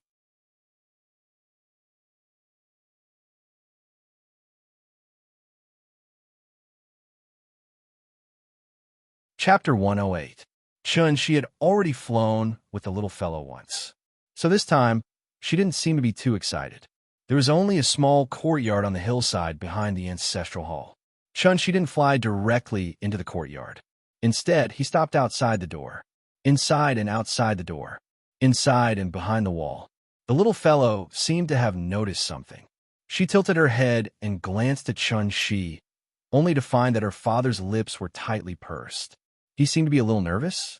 So, she wrapped her arms around Chun-Shi's neck and slowly pressed her ear against Chun-Shi's chest, as if she wanted to hear his heartbeat. Chun-Shi didn't hesitate too much. He waved his arm gently, and the courtyard door opened automatically. Small courtyard pavilion. Stone table, Guqin. She was dressed in white, standing in the snow, looking up at the sky in a daze. The woman heard the movement and slowly turned her head to look at the courtyard door. Immediately after, the sorrow on her face turned into astonishment. But after a moment, those astonishment all turned into uncontrollable excitement and anger. She wanted to see that familiar face again, but the tears that she couldn't help blurred her eyes in the blink of an eye. "Ying, I'm sorry." Chun-Shi held the little girl in her arms and strode towards her, shrinking the ground into an inch. In a flash, the little fellow curled up in Chun-Shi's arms. Although her face was a little timid, her big eyes were still staring straight at the woman in white in front of her. The woman didn't seem to be prepared. In the blink of an eye, Chun-Shi, who was standing outside the courtyard just now, appeared in front of her at this moment. This frightened her so much that she couldn't help but take a step back. "Ying, it's me. I'm back." Chun-Shi held the little fellow in one hand and pulled her with the other. However, what he got in response was a resounding slap. Slap! The woman didn't speak. After glancing at him, she quickly lowered her head to look at the little fellow in his arms. The tears that had already welled up in her eyes suddenly gushed out crazily, as if a dam had been opened. She no longer paid attention to Chun-Shi, but looked at the little guy in his arms. "Yin, is that you?" The woman looked at the little fellow in Chun-Shi's arms. When she saw the little fellow's cute little face, she couldn't help but smile as she cried. She stretched out her trembling hands, wanted to take the little fellow from Chun-Shi's arms. However, the little fellow shyly hugged Chun-Shi and twisted his body to avoid the woman's hand. That nervous and uneasy look was just like the first time Chun-Shi saw her. When the woman saw the little fellow's confused and nervous expression, she felt as if her heart had been ruthlessly stabbed by a knife. That heart-wrenching pain was almost unbearable. How can she be a mother if she doesn't raise her child? That was why her daughter was so unfamiliar with her when she was already so old. This was retribution. Seeing this, Chunshi hurriedly said to the little fellow, "Nyin Nyin, call me Mommy. Do you remember what Mommy looks like? Do you remember that you've been looking at family photos every day? Think about it. This is Mommy." The little fellow clutched Chun-Shi's clothes tightly. She looked uneasily at the crying woman in front of her. She hesitated for a moment. Then she suddenly stretched out her little hand to the woman and said softly, "Mommy." The woman was stunned, as if she couldn't believe her ears. Seeing this, the little fellow raised her voice and shouted again, "Mommy, hug." The woman trembled and stretched out her hands again. And this time, the little fellow took the initiative to reach out her hands to her. She stiffly took the little fellow from Chun-Shi's arms. The little fellow wrapped her arms around her neck. Seeing that her tears were still flowing, she stretched out her little hand to wipe her face and said very sensibly, "Mommy, don't cry. You won't be beautiful if you cry." The woman stared blankly at the little fellow, quietly feeling the warmth from her hands, but her tears still fell uncontrollably. The little fellow wiped her tears. Seeing that she was still crying, she wrapped her arms around her neck and leaned on her body, saying softly, "Mommy is a great beauty. Don't cry. You won't be beautiful if you cry. If Mommy isn't beautiful, I won't be beautiful when I grow up." The child was so sensible.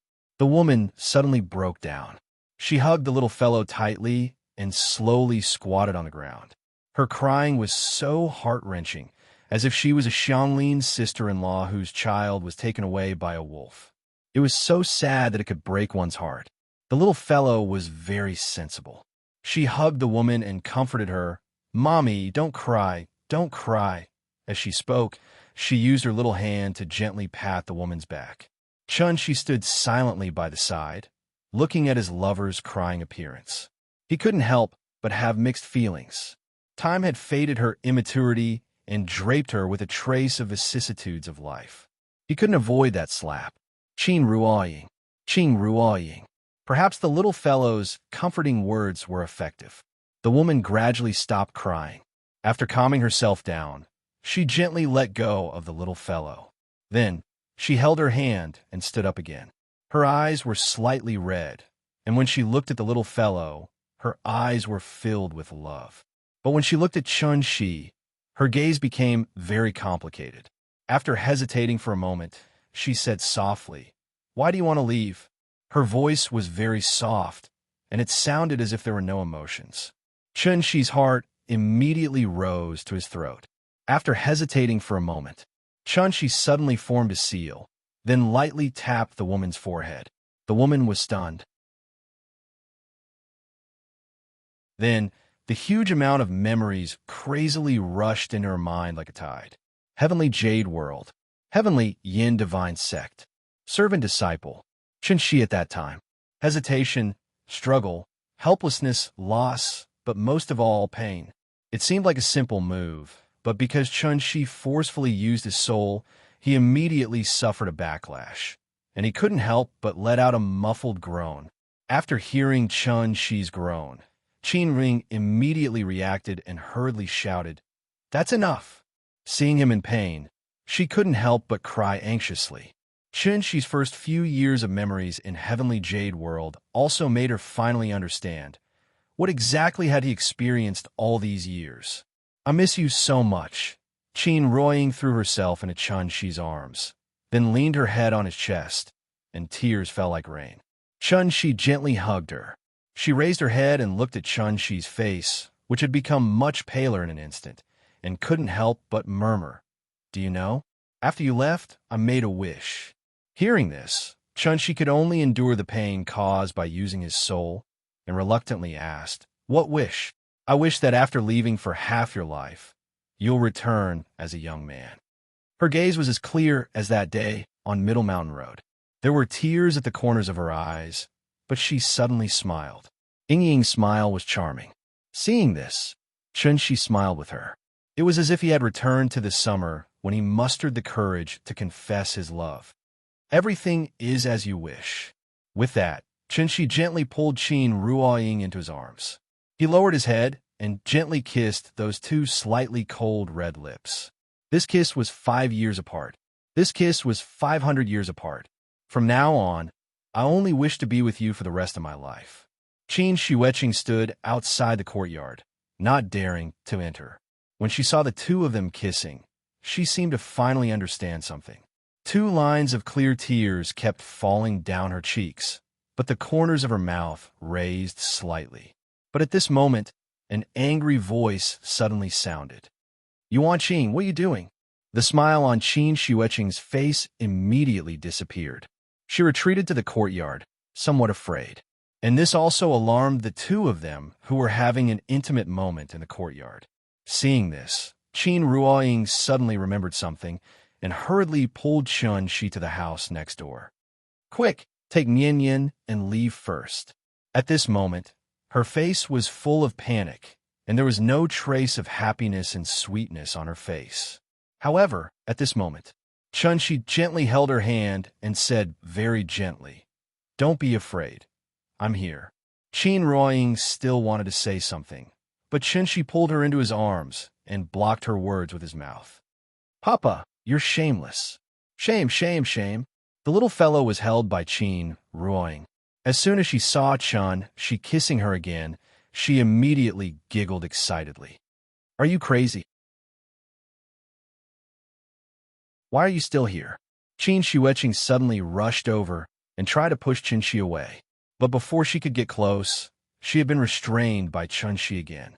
Then, Chun Shi gently let go of Qin Ruoying and then asked very seriously, "Since I'm here, I must take you home today. Ying, do you believe me?" Qin Ruoying was stunned for a moment. However, she quickly nodded her head and replied solemnly, "I believe you." Chun Shi gently touched her face and then bent down to pick up the little fellow. He held the little fellow in his left hand and held Qin Ruoying in his right hand. The family of 3 faced the gate of the courtyard like this. There were more and more people outside the courtyard. In the end, even an old man with white hair and beard was alarmed. As soon as the old man walked into the courtyard, he saw Chun Shi's unfamiliar face. And when he saw the little fellow in Chun Shi's arms, he couldn't help but change his expression greatly. He pointed at the little fellow and scolded sternly, "Who is she?" Chun Shi silently looked at everyone in front of him. Finally, his eyes stopped on the old man. Then he turned to the big cat and said, "Big cat." The big cat had been squatting nearby and watching the fun. After hearing Chun Shi's voice, it immediately jumped out and responded with a meow. "Get the carriage, meow." The big cat tilted its head as if it didn't understand. "Let's go home." His voice was as loud as a bell and as loud as thunder. The negative emotions that had accumulated for more than 500 years finally broke out at this moment. This is the last chapter before the release. The next chapter will be released on January 1st, 2018 at 5 o'clock. After the female lead comes out, I think I still have a conscience. It's still the same sentence. Don't force people to donate monthly votes and let fate decide. Everyone has a difficult time. If you have money, you can help others. But if you don't, you can help others. Friends who watch pirated versions, remember to come back and give me 2 recommendation votes. It's a kind of support. As for those who don't have anything and still want to talk nonsense after watching it for free, forget it, I won't say it.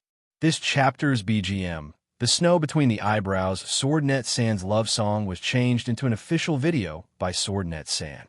Countless people cried after listening to it. I strongly recommend you to listen to the story version, not the pure song version. I'm in Schwalming Town. My name is West Window White, Pure Yang. But I miss you, it's useless to know. Not throwing you away, but finding you in dreams. After waking up, I'm on the balcony with dreams. West Window White, the cold moon, a yard full of snow. The first chapter, the sword has not been properly equipped, but I'm already in Jianghan. The second chapter, the wine is still warm, but I don't know the universe, to be continued.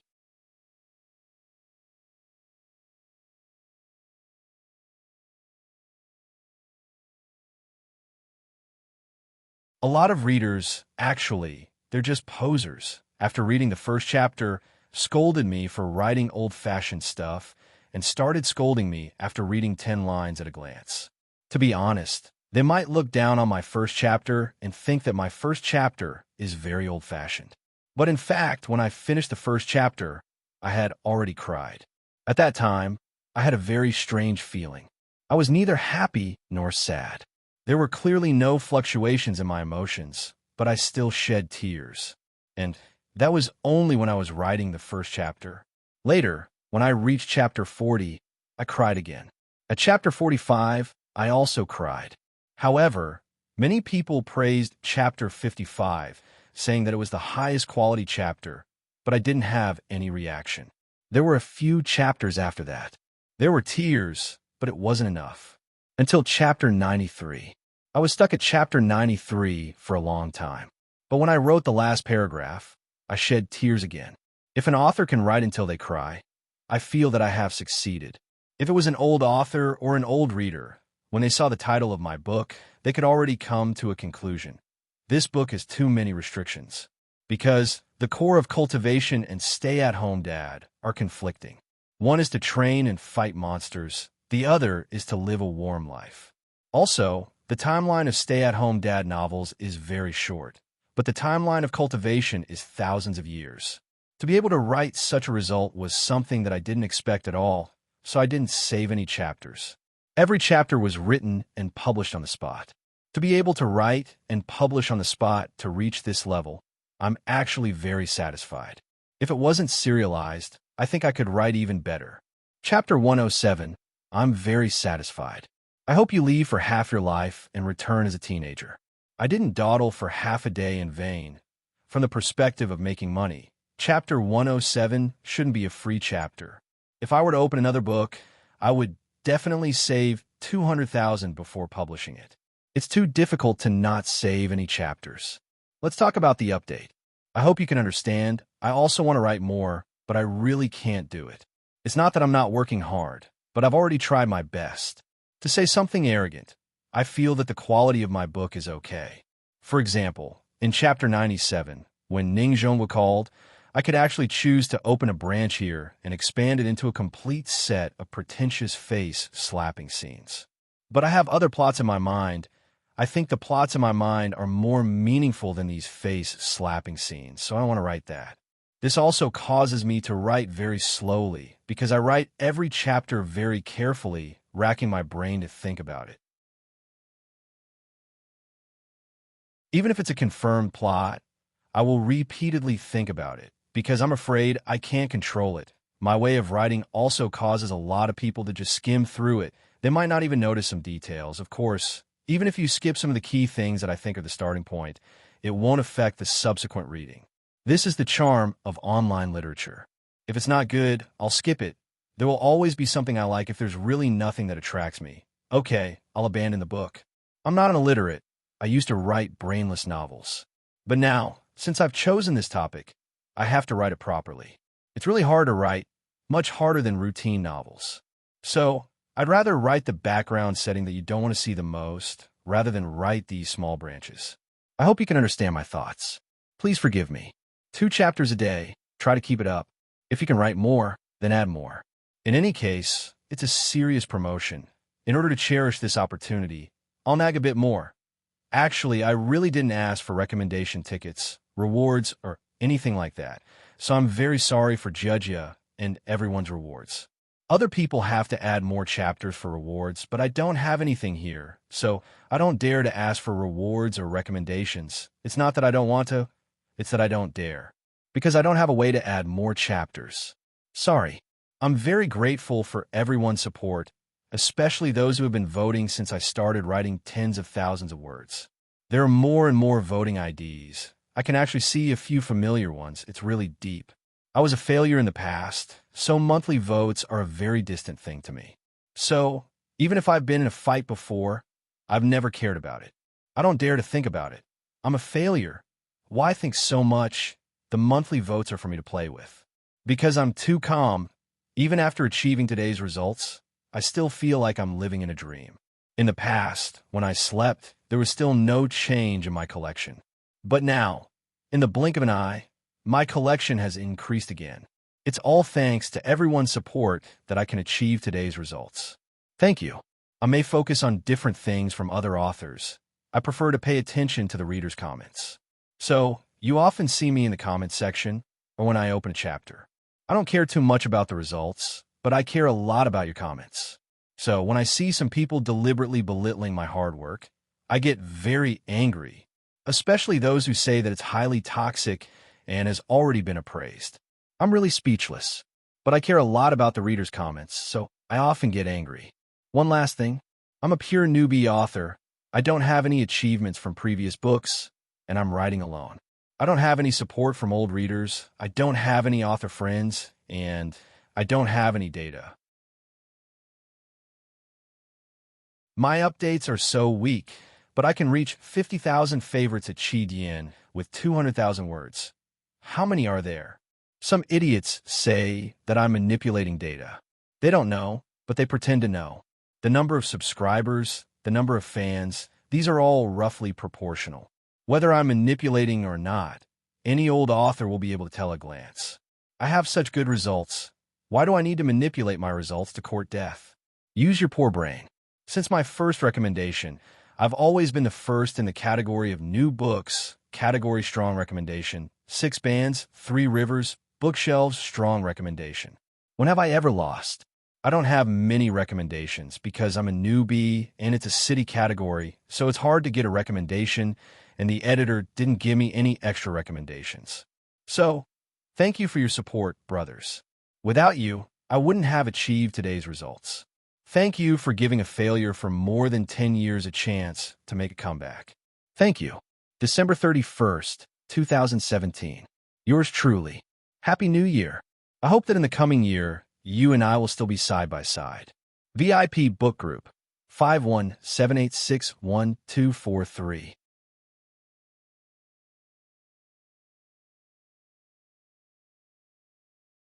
Chapter 110.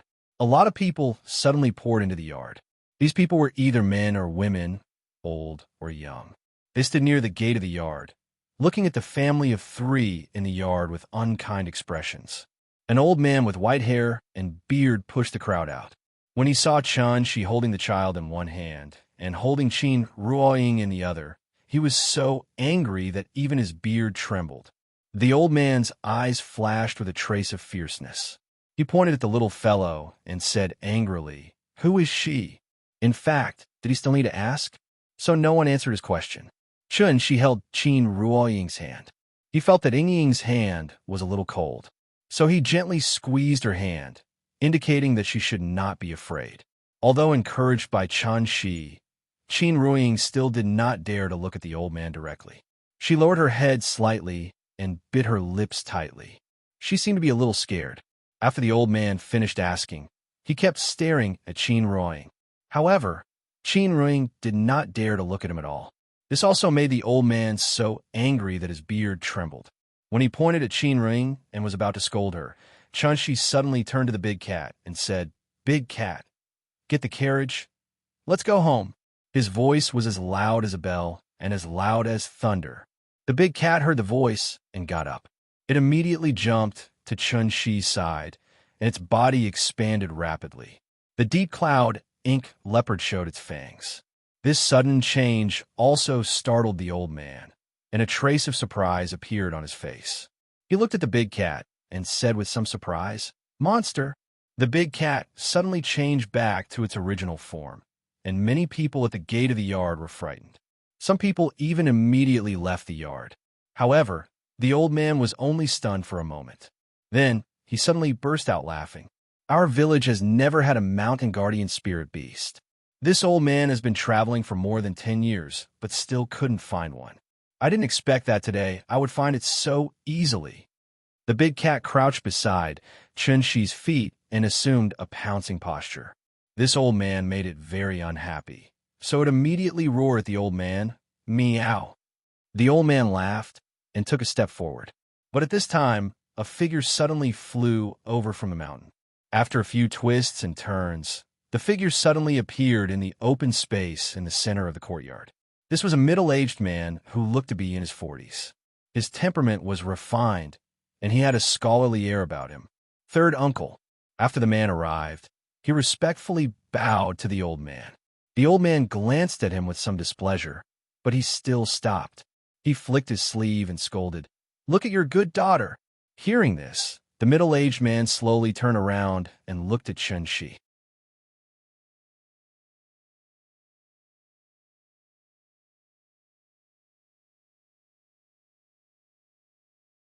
I stand with a sword, with frost and snow as my sword. I dare to be the enemy of the world. I give you quality, and you give me support and understanding, okay?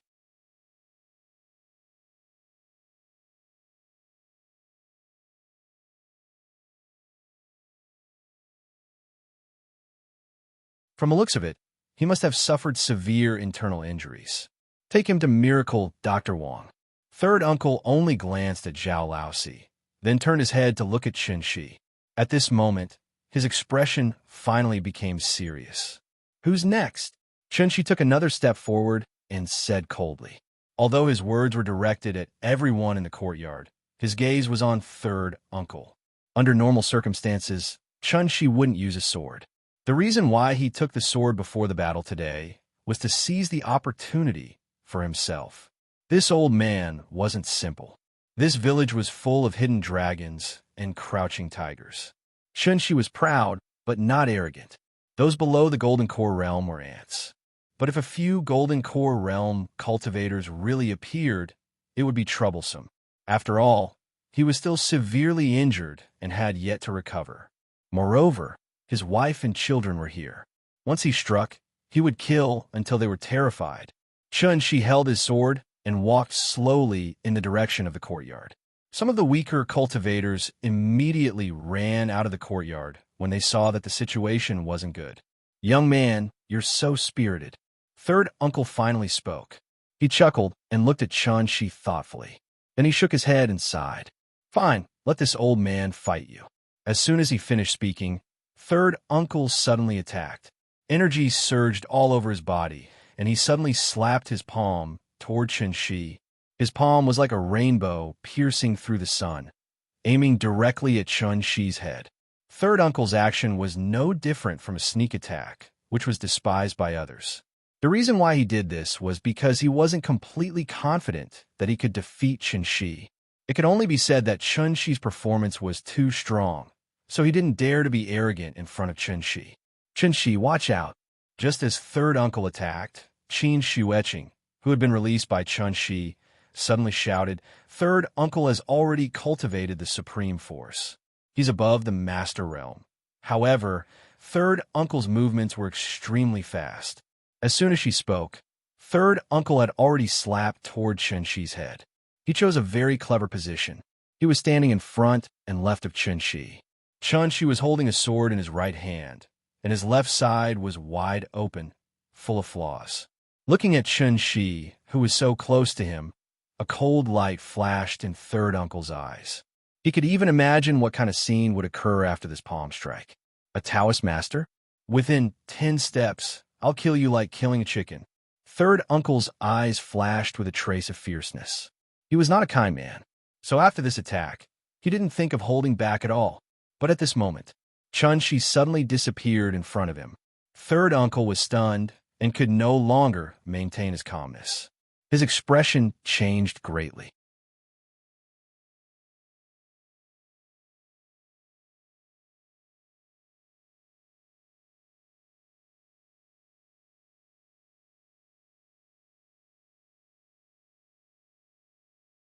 A burst of laughter suddenly sounded. The person hadn't arrived yet, but his appearance could already be heard from his voice. He was like an old and kind grandfather looking at his naughty grandson. His eyes were full of a kind and doting feeling. "Young man, you're so arrogant." As soon as he finished speaking, a figure suddenly appeared in the sky above the ancestral hall. It was an old man in white training clothes. He looked old and clumsy, leaning on an elm walking stick. He slowly walked in the direction of the courtyard. Yes, he was walking. However, he was walking in the air at an altitude of 40 to 50 meters. That's great-granduncle. Zhao Xinghuai stared at the old man in a daze. After rubbing his eyes hard, he suddenly knelt down and shouted, "Greetings to great-granduncle." As soon as he said that, everyone outside the courtyard knelt on the ground and shouted, "Greetings to great-granduncle."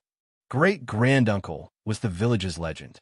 No one knew exactly how old great-granduncle was, and no one knew exactly how high his seniority was. That was why even third uncle could only call him great-granduncle. Great-granduncle hadn't appeared for decades. So many people thought that he had passed away. They didn't expect to see great-granduncle again today. Chunxi's brows furrowed slightly.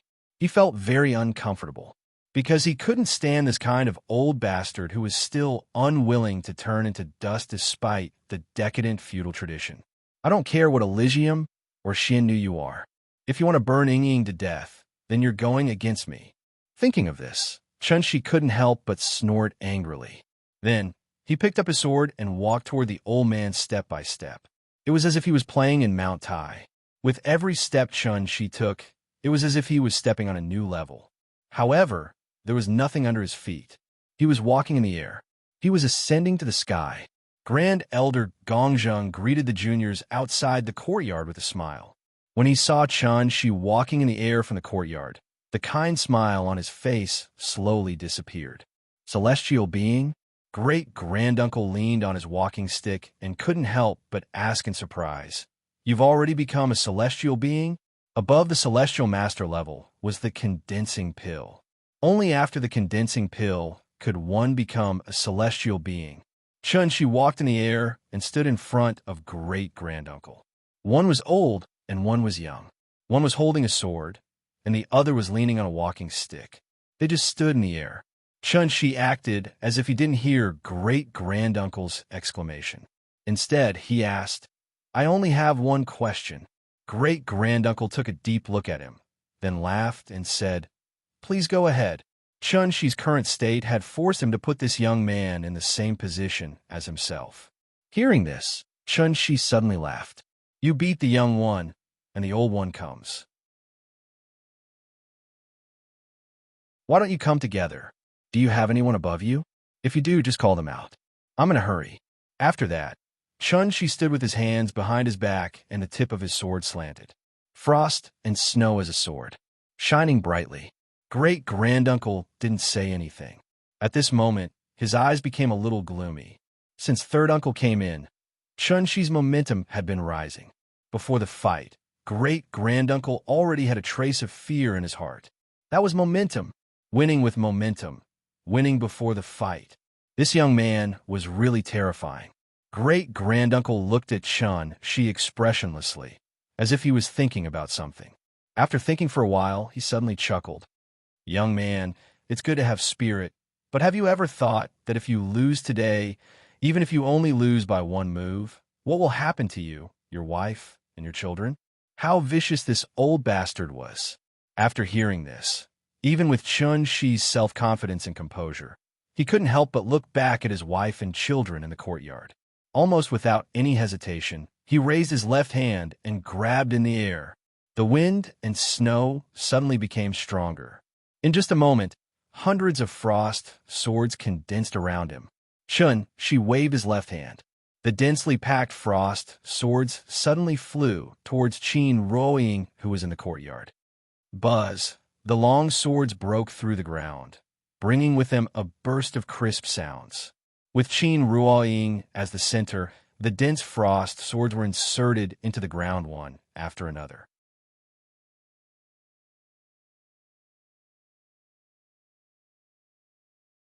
Chapter 113. Frost and snow were the swords, and the swords were the array. Hundreds of frost swords were densely inserted into the ground, surrounding Qin Ruoying, who was holding the little fellow. If one looked from the sky, one would find that these swords were not randomly inserted. The position of each frost sword contained a certain truth of heaven and earth. Qin Yongyan was his father-in-law, and Qin Xueqing was his sister-in-law. These were all people closely related to Ying, so Chunxi conveniently included them. In this big village, Ying seemed to have only 2 relatives left. Setting up an array required distraction, and this was actually the real purpose of great-granduncle. Would he really be so kind as to remind Chun-Shi to protect his wife and child? Obviously not. Great-granduncle was just breaking Chun-Shi's momentum. He grasped the lifeline and broke the momentum with one word.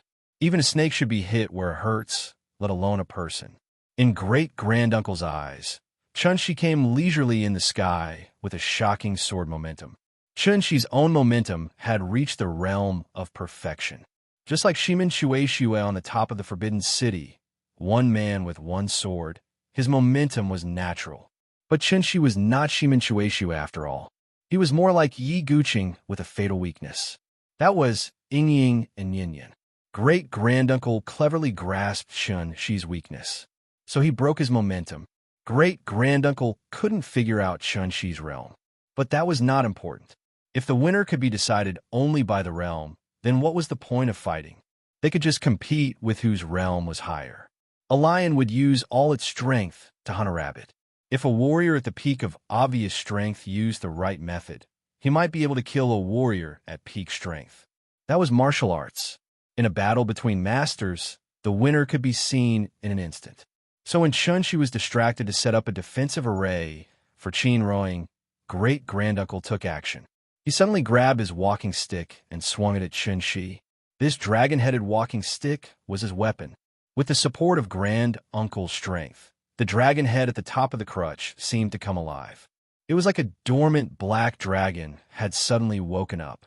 Wrapped in a streak of white light, it suddenly blasted toward Chun-Shi with shocking power. Hibernating dragon, roaring 1,000 mountains. The clouds in the 8 directions moved, and the 4 directions surrendered. Grand-uncle's sneak attack was very sudden. Chun-Shi had turned around to set up the formation and had not yet turned around. He struck out with his staff, aiming at the back of Chun-Shi's head. It was no different from Third Uncle's previous behavior. However, he was a little smarter than Third Uncle. He knew that he had to break the momentum and cause his opponent's mind to be disturbed before he made his move. However,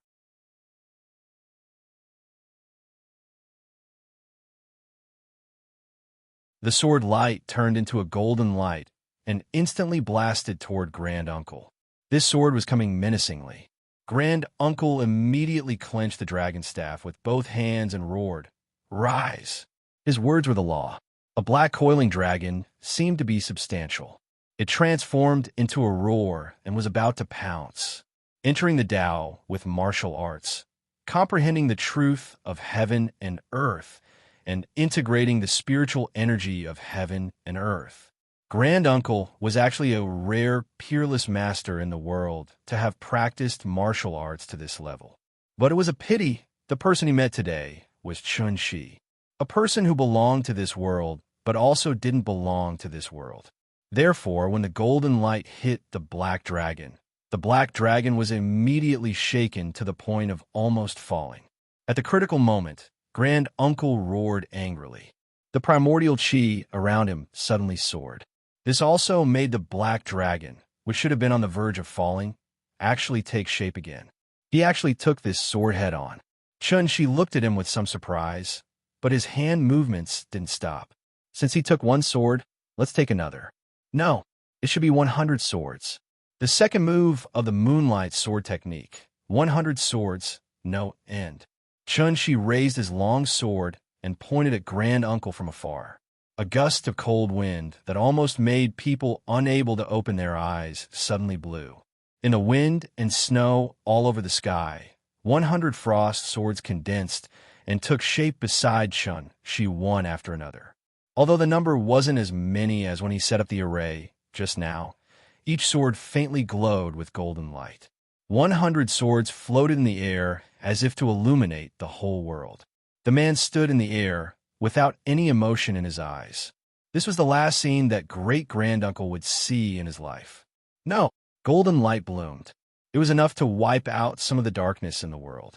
After the 100 swords flew out, Chun-Shi turned around and flew back to the courtyard. He let go of the frost sword in his hand gently. The invincible divine sword turned back into the snowflakes all over the sky, sprinkling toward this small, ancient village. Chun-Shi landed slowly by the side of Qin Ruoying. He reached out his hand and caressed her pretty face which was a bit cold due to the wind and snow. He then took her hand slowly and said to her gently, "Let's go home." The initial subscriptions of this book have reached 13,000 so far. It will soon surpass The Path Toward Heaven and catch up with Mushan. Thank you, I love you.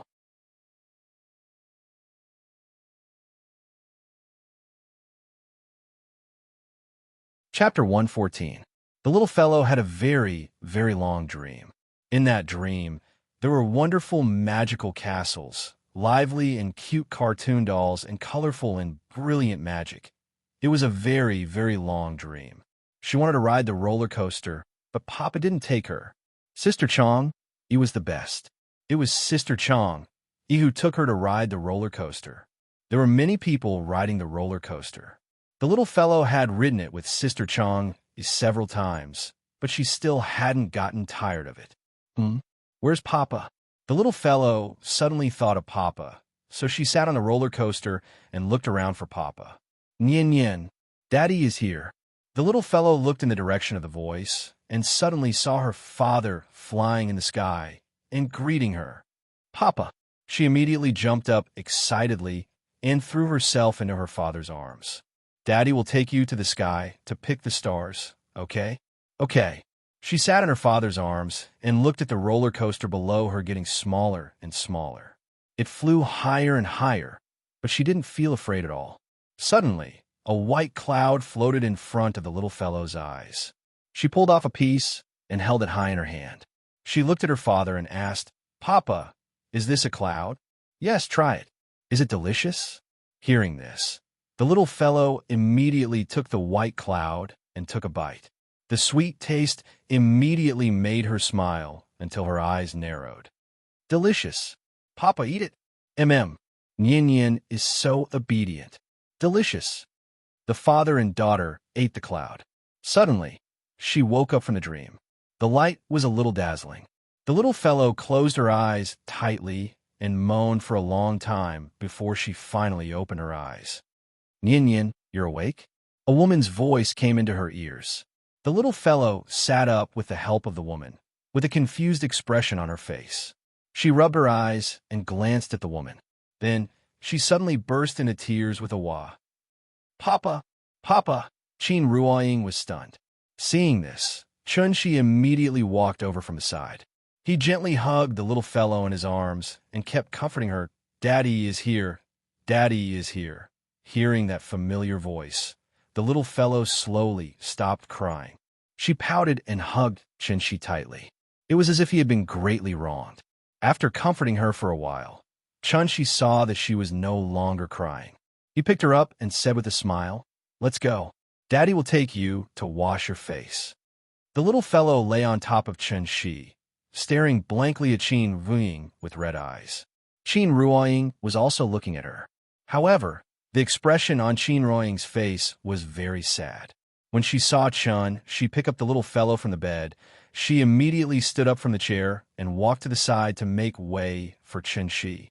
When Chun-Shi saw her sad expression, he immediately reached out and patted her arm. He smiled and comforted her. "Give the child some time." "Okay." Qin Ruoying nodded and forcibly swallowed back the tears that had already welled up in her eyes. She took the little fellow to the bathroom. She also wanted to follow and see how she washed the little fellow. But as soon as she took a step, she immediately stepped back. There was the sound of running water in the bathroom. The little fellow bit the toothbrush and said something to Chun-Shi in a muffled voice.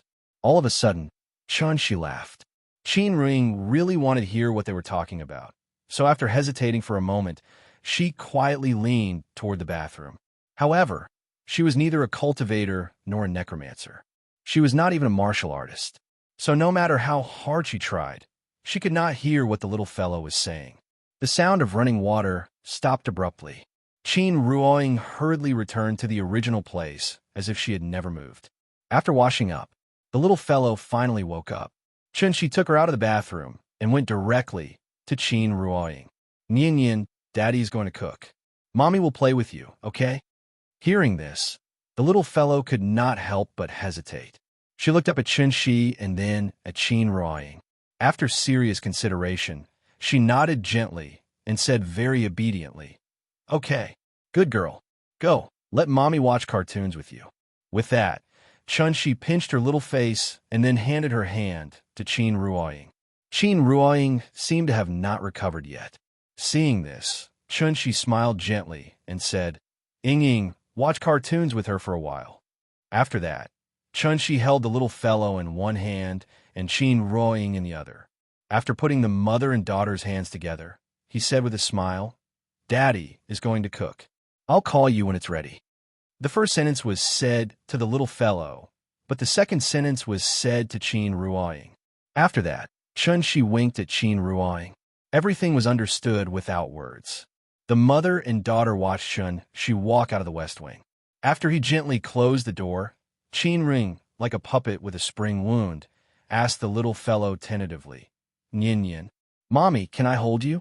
The little fellow nodded, raised her little hand, and said sweetly, "Mommy, hold me." Hearing this, Qin Ruoying suddenly looked a little excited. She quickly squatted down and gently took the little fellow into her arms. Then she held the little fellow's butt and picked her up. It was different from the excitement of reunion. At this moment, Qin Ruoying's heart was only filled with joy. Joy from the bottom of her heart. She was so happy that she couldn't help crying. "Yin, what cartoon do you want to watch? Mommy will find it for you." It seemed that she didn't want the child to see her crying. So after Qin Ruoying put the little fellow on the bed, she immediately turned around to look for the remote control.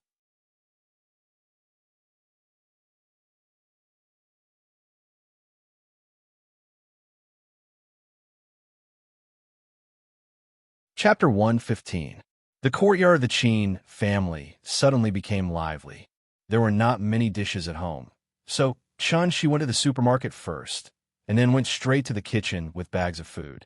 In this family, only he and Yin were outsiders. It was also because of these two outsiders that the atmosphere in the house became a little strange. Qin Ruoying and the little fellow were watching cartoons in the West Wing. Qin Shueching was making a phone call in the East Wing, and Qin Yongyan was alone in the study next to the main room, doing something unknown. There were more people at home, so the dinner naturally had to be more sumptuous. So when Chun-Shi returned to the kitchen, he started 3 stoves at the same time. He washed and prepared the vegetables, shredded and peeled them, and cooked the soup and stir-fried the vegetables. He was very busy. After all, he did not have 3 heads and 6 arms.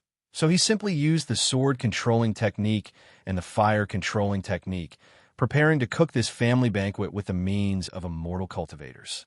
Yes, family banquet. Chun-Shi was brought up by his grandfather since he was a child. Unfortunately, his grandfather died early, so he had no relatives in this world for a long time. When he was in college, he finally had a lover. It also made him understand what it meant to care. Now, his lover became his family. Therefore, her family had become his family. He had a family. It was a kind of relationship that was not related by blood, but was comparable to blood. A person who had no family suddenly had a family, so he cherished it more than anyone else. Spiced goose platter, stewed bird's nest with rock sugar, small bowl of golden hook fin, steamed lobster, braised eel, dragon tongue, abalone with snail meat, liaoning ginseng with sauce, steamed crab, steamed eastern star spot, caterpillar fungus stewed with flour glue, 10 dishes, all of which were main dishes. Ying liked to drink vegetable soup, so Chun-Shi specially made a nourishing vegetable soup for her in winter. Chun-Shi scooped up a spoonful with an iron spoon and tasted it. Well, it tasted good. As for the little fellow, she was not picky. As long as it was made by her father, she liked to eat it, so it was easier to clean up. Because he didn't know what his father-in-law and sister-in-law liked, Chun-Shi couldn't cook a dish for them for the time being. Because it was winter, before 6 o'clock in the evening, the sky of Shanjing was completely covered by the curtain of night. Tens of thousands of lanterns lit up the sky without night. 10 li of beautiful gauze filled with fragrance. The lights in the Qin family's courtyard were also turned on. There were many dishes today, so they could only eat in the main hall. After placing the bowls and chopsticks in order, Chun-Shi shouted towards the door, "The food is ready. Come and eat first." The little girl heard her father's shouts.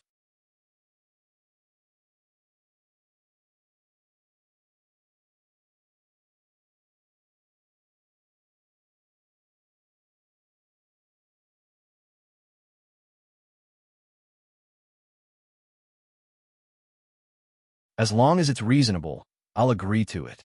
Do you understand? The little guy was stunned for a moment. After hesitating for a moment, she nodded gently and replied weakly with a pout. Okay, I won't lie, good girl. Chun-Shi pinched her little face. At this time, Qin Shuiqing also walked into the main hall. After seeing her sit down, Chun-Shi turned his head and looked in the direction of the study. To be honest, he still hadn't decided what kind of attitude he should use to face Qin Yongyan. Since ancient times, the relationship between father and son-in-law was slightly better than the relationship between mother and daughter-in-law.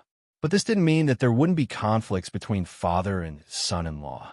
As the saying goes, the more a mother-in-law looks at her son-in-law, the more she likes him. However, there was no uniform way for a father-in-law to look at his son-in-law. Perhaps it was because mature men were more reserved, so they would hide some of their thoughts in their hearts and wouldn't make a conclusion easily.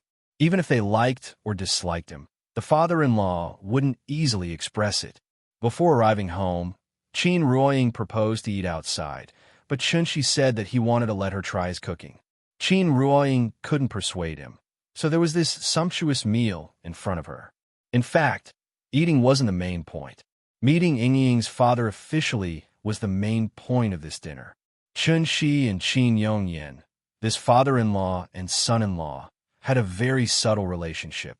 Nian Yin was already 4 years old when Qin Yongyan just found out that he had a granddaughter.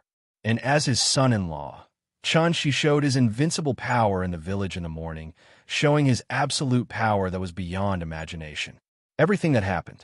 What kind of experience would Qin Yongyan have? Chun-Shi couldn't imagine it from his perspective. After all, he wasn't involved. Anyway, what's done is done, and he had finished eating. His father-in-law couldn't possibly ask him to spit it out, right? After waiting for a while, Qin Ruoying and Qin Yongyan arrived. As soon as they walked into the main hall, Chun-Shi was about to get up and greet them. Like Qin Shuiqing, Chun-Shi still hadn't figured out how to address Qin Yongyan. Yingying wasn't his legal wife, after all. They were already engaged, so it wouldn't be good to call him Dad directly. Nian Yin was already 4 years old, and she was still calling him Grandpa sweetly. But he was calling Qin Yongyan Uncle. Wouldn't that seem too distant? How should he address him? It was so annoying. Even an immortal would worry about such trivial matters. While Chun-Shi was still worrying, Qin Yongyan's reaction immediately eased Chun-Shi's awkwardness. Qin Yongyan followed Qin Ruoying into the main hall. Seeing that Chun-Shi was about to get up, he immediately stopped Chun-Shi and then said with a smile, "You've worked hard. Sit down." After that, he directly sat down at the head of the table in front of the red sandalwood carving table. After waiting for so long, the children must be hungry. Let's have a taste. Is the master's cooking as good as his swordsmanship? Qin Yongyan said with a smile, but quietly made a small joke with Chun-Shi. As soon as he said that, Qin Shuiqing's hand, which was about to pick up the chopsticks, suddenly trembled. She was a Wu Dao guru, but now even holding a pair of chopsticks was trembling. It was easy to imagine how complicated her feelings were right now. After all, she wasn't as shrewd and calm as Qin Yongyan. After secretly glancing at Chun-Shi, she picked up the chopsticks and directly started to eat.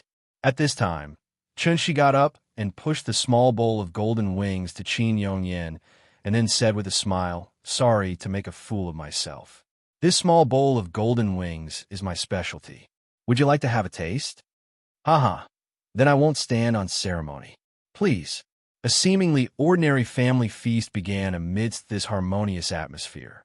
During the banquet, Qin Yongyan kept chatting with Chun-Shi about various trivial matters. Qin Ruoying was responsible for serving the little girl. Only Qin Shuiqing was restless and felt very awkward. After finishing the rice quickly, she immediately got up and said, "I'm full." "Uncle, sister, take your time." After that, Qin Shuiqing turned to leave. However, at this time, Qin Yongyan suddenly stopped her and asked with a smile, Shueching, did you talk to your father on the phone? Qin Shueching nodded and replied, yes, they will come back after a while. Oh, okay. Qin Yongyan nodded, but then suddenly pointed to her seat and said with a smile, there are guests at home. You can be considered as half the host here. Don't be in a hurry to leave. Sit down for a while. Qin Shueching looked at Qin Yongyan with a little surprise. Seeing that he was looking at her with a smile, Qin Shueching couldn't help but hesitate for a moment and then reluctantly sat down again. Chunshi glanced at Qin Shueching. After seeing her sit down, he suddenly said to Qin Yongyan, Uncle Qin, sorry for calling you like this. Hearing this, Qin Yongyan immediately turned to look at Chunshi.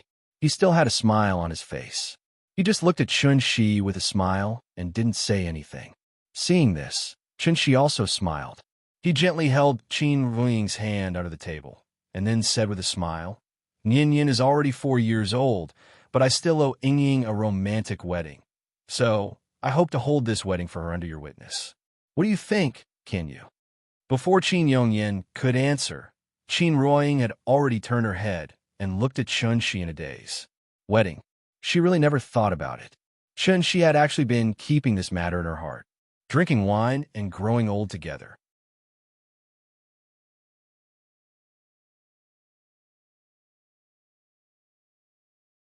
Chapter 117. Wedding? Qin Ruiying was stunned. That was something she had never dreamed of. Therefore, her first reaction was to avoid the trouble. But when she felt the warmth from Chunshi's hand, after hesitating for a while, she swallowed the words that were about to come out of her mouth. Which girl didn't yearn for love? Which teenager didn't fall in love? 20 years had passed, and she was almost 30 years old. Her daughter was already 4 years old. Now that Chunshi suddenly said that he wanted to hold a wedding for her. Why did it sound so awkward? It was very embarrassing. Oh, have you decided when to hold it? As he spoke, Qin Yongyan looked at Qin Ruiying with a faint smile. I could do it any time. It's up to Ying. With that, Chunshi turned to look at Qin Ruiying. Me? How would I know? Seeing that her father and husband were looking at her, Qin Ruiying hurriedly lowered her head, looking a little embarrassed. Chunshi was stunned for a moment. Then he seemed to have thought of something and couldn't help but laugh. He gently squeezed Qin Ruiying's hand, then said to Qin Yongyan, I was dictatorial. I should have discussed with Ying first. Hearing this, Qin Yongyan immediately nodded and laughed. Then you have a good discussion. Let me know when you are sure. After saying that, he continued to eat his food. His attitude was a little strange. Could it be father-in-law had already acquiesced to the fact that what was done, so he was mentally prepared in advance? Chunshi thought for a while, then threw this question to the back of his mind. He respected his father-in-law, but he wouldn't let his father-in-law's attitude affect his decision. The only person who could really affect his decision was Ying. Chunshi glanced at Qin Ruiying. He felt that her palm was a little sweaty, so he couldn't help but gently stroke it. There are thousands of people in the world, but do not seek them for the fleeting clouds. A person is like a rainbow. Meeting the top will be known. Treasure it as you go. After dinner, Qin Yongyan went straight to his study. Seeing him leave, Qin Shueching ran back to her room in the east wing as if she was running away. Seeing this, the couple couldn't help but look at each other and shake their heads. Forget it. Let's take it slow. Making a family banquet was actually a very tiring thing. Washing vegetables and cooking was very tiring. After eating, one still had to sweep the floor, mop the dishes, and wipe the table. Therefore, housewives sometimes had a hard time. As a good man of the new era, Chunshi had the awareness to become a house husband. Therefore, when Qin Ruiying wanted to help him clean up, she was directly pushed out by Chunshi. He asked her to take care of the child and cultivate a good relationship with the little fellow. Shangjing is a city that never sleeps. Hohai, Worker Sports Complex, and Sanlitun are all bars, nightclubs, and food stalls. Hohai was very lively, but Dongming Alley, which was separated by a lake, was very quiet. This was the taste of old Shangjing. After cleaning up, when Chunshi returned to the west wing, the little fellow was lying in Qin Ruiying's arms, giggling in front of the TV. When the little fellow saw Chunshi come in, she immediately sat up, patted the bed, and shouted, "Papa! Papa! Come and watch cartoons with me." "Okay, Papa and Mama will watch with you." Chun-Shi got on the bed, and with Qin Ruoying, one on the left and one on the right, the little girl was sandwiched between them. The little fellow looked to the left and then to the right. This was the first time she had enjoyed this kind of treatment, so she was immediately very excited. Therefore, she turned left and hugged Qin-Shi, and then turned right and hugged Qin Ruoying. She tossed and turned on the bed, and was so happy that she didn't even want to watch cartoons. Looking at the little fellow who kept rolling on the bed, Chun-Shi suddenly turned his head and looked at Qin Ruoying. The feeling of tacit understanding came again. Therefore, Chun-Shi let her play for a while. Seeing that she was too tired to turn over, Chun-Shi gently touched her little face and said seriously, "Nian Yin, it's almost time for you to sleep." Hearing this, the little fellow immediately hugged Chun-Shi's arm, pouted, and said coquettishly, "I don't want to. I'm not sleepy. I want to play for a while more." She really slept too much today. It was only 9 o'clock, so the little fellow was full of energy and didn't feel sleepy at all. Chun-Shi helplessly pinched her face, and Qin Ruoying secretly laughed. Children are really ignorant. Hindrance, although he could use magic to make her sleep, Chun-Shi obviously wasn't in a hurry to do that, so he had to hold her and watch cartoons again. However, the animation on the children's channel was over, but the little fellow still didn't want to sleep. Chun-Shi had no choice but to order a Frozen movie for her. A Frozen movie lasted more than 90 minutes. When she finished watching, it was finally 12 o'clock. "Papa, I'm sleepy." The little fellow raised her little hand and yawned lazily with her mouth open, and finally wanted to sleep. Chun-Shi was afraid of waking her up, so for the first time, he didn't take her to brush her teeth and wash her face tonight. The little fellow held her father in one hand and her mother in the other, and soon fell asleep. After gently covering her with the quilt, Chun-Shi patted her forehead with a meditation spell. Then, he sat up and said softly to the big cat, who was lying at the end of the bed, dozing off, "Big cat, go out and don't come back tonight." Meow. The big cat looked at him inexplicably. However, what responded to it was Chun-Shi's slightly murderous eyes. Meow. Seeing this, the big cat immediately jumped out. The door was closed, so just as it was about to jump up and open the door, Chun-Shi had already opened the door for it. The big cat was stunned for a moment, and then rushed out of the west wing at a faster speed. It was not good to stay here for a long time. After the big cat left, Chun-Shi picked up the little fellow and gently put her aside, then moved to Qin Ruoying's side and lay down. Qin Ruoying was lying on the bed, seeming a little nervous. As soon as Chun-Shi lay down beside her, she seemed to be stimulated and suddenly sat up from the bed. After hesitating for a moment, Qin Ruoying said with some embarrassment, "Nian Yin is still next to us. She's asleep." Qin Ruoying gently swatted away the devil's claws that wanted to play tricks. She bit her red lips and opened her mouth to say something, but Chun-Shi had already kissed her gently.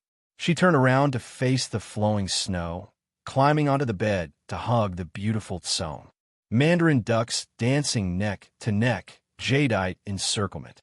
Eyebrows together bashfully, lips red and warm. Fresh and fragrant, skin smooth and jade-like. Weak and languid wrists, so tender and lovable. Beads of sweat, messy green hair. After 1,000 years of happiness, I've heard of 5 nights of poverty. The time to linger is limited. The love is hard to end. It was the beginning of a break. Ying, do you want to try in the sky tomorrow? In the sky? Qin Ruoying was stunned for a moment, but then she shyly spat at him. "Bah, how can you think of that? Shameless. We're an old married couple. What's there to be shy about?" Hearing that, Qin Ruoying pretended to be angry and threatened him. "I'm going to be angry." Seeing that, Chun-Shi immediately raised his hands to surrender. Okay, I won't say it." The two of them lingered for a while. Chun-Shi hugged her and suddenly asked seriously, "Ying, are you looking forward to our wedding?" Qin Ruoying looked at him quietly in the dark and did not answer immediately. She gently leaned her head on Chun-Shi's chest. Then, with a sense of relief, she suddenly sighed and said, "I didn't dare to think about it before, so I never thought about it." Thank you that you're tuning in to the Romance Rendezvous YouTube channel. We're so grateful for your support, and don't forget to subscribe to join us on this incredible journey through captivating stories. Your generosity through donations truly makes a world of difference, as it's the primary source of revenue that allows me to expand and enhance this channel for you. Thank you from the bottom of my heart for being a part of this adventure.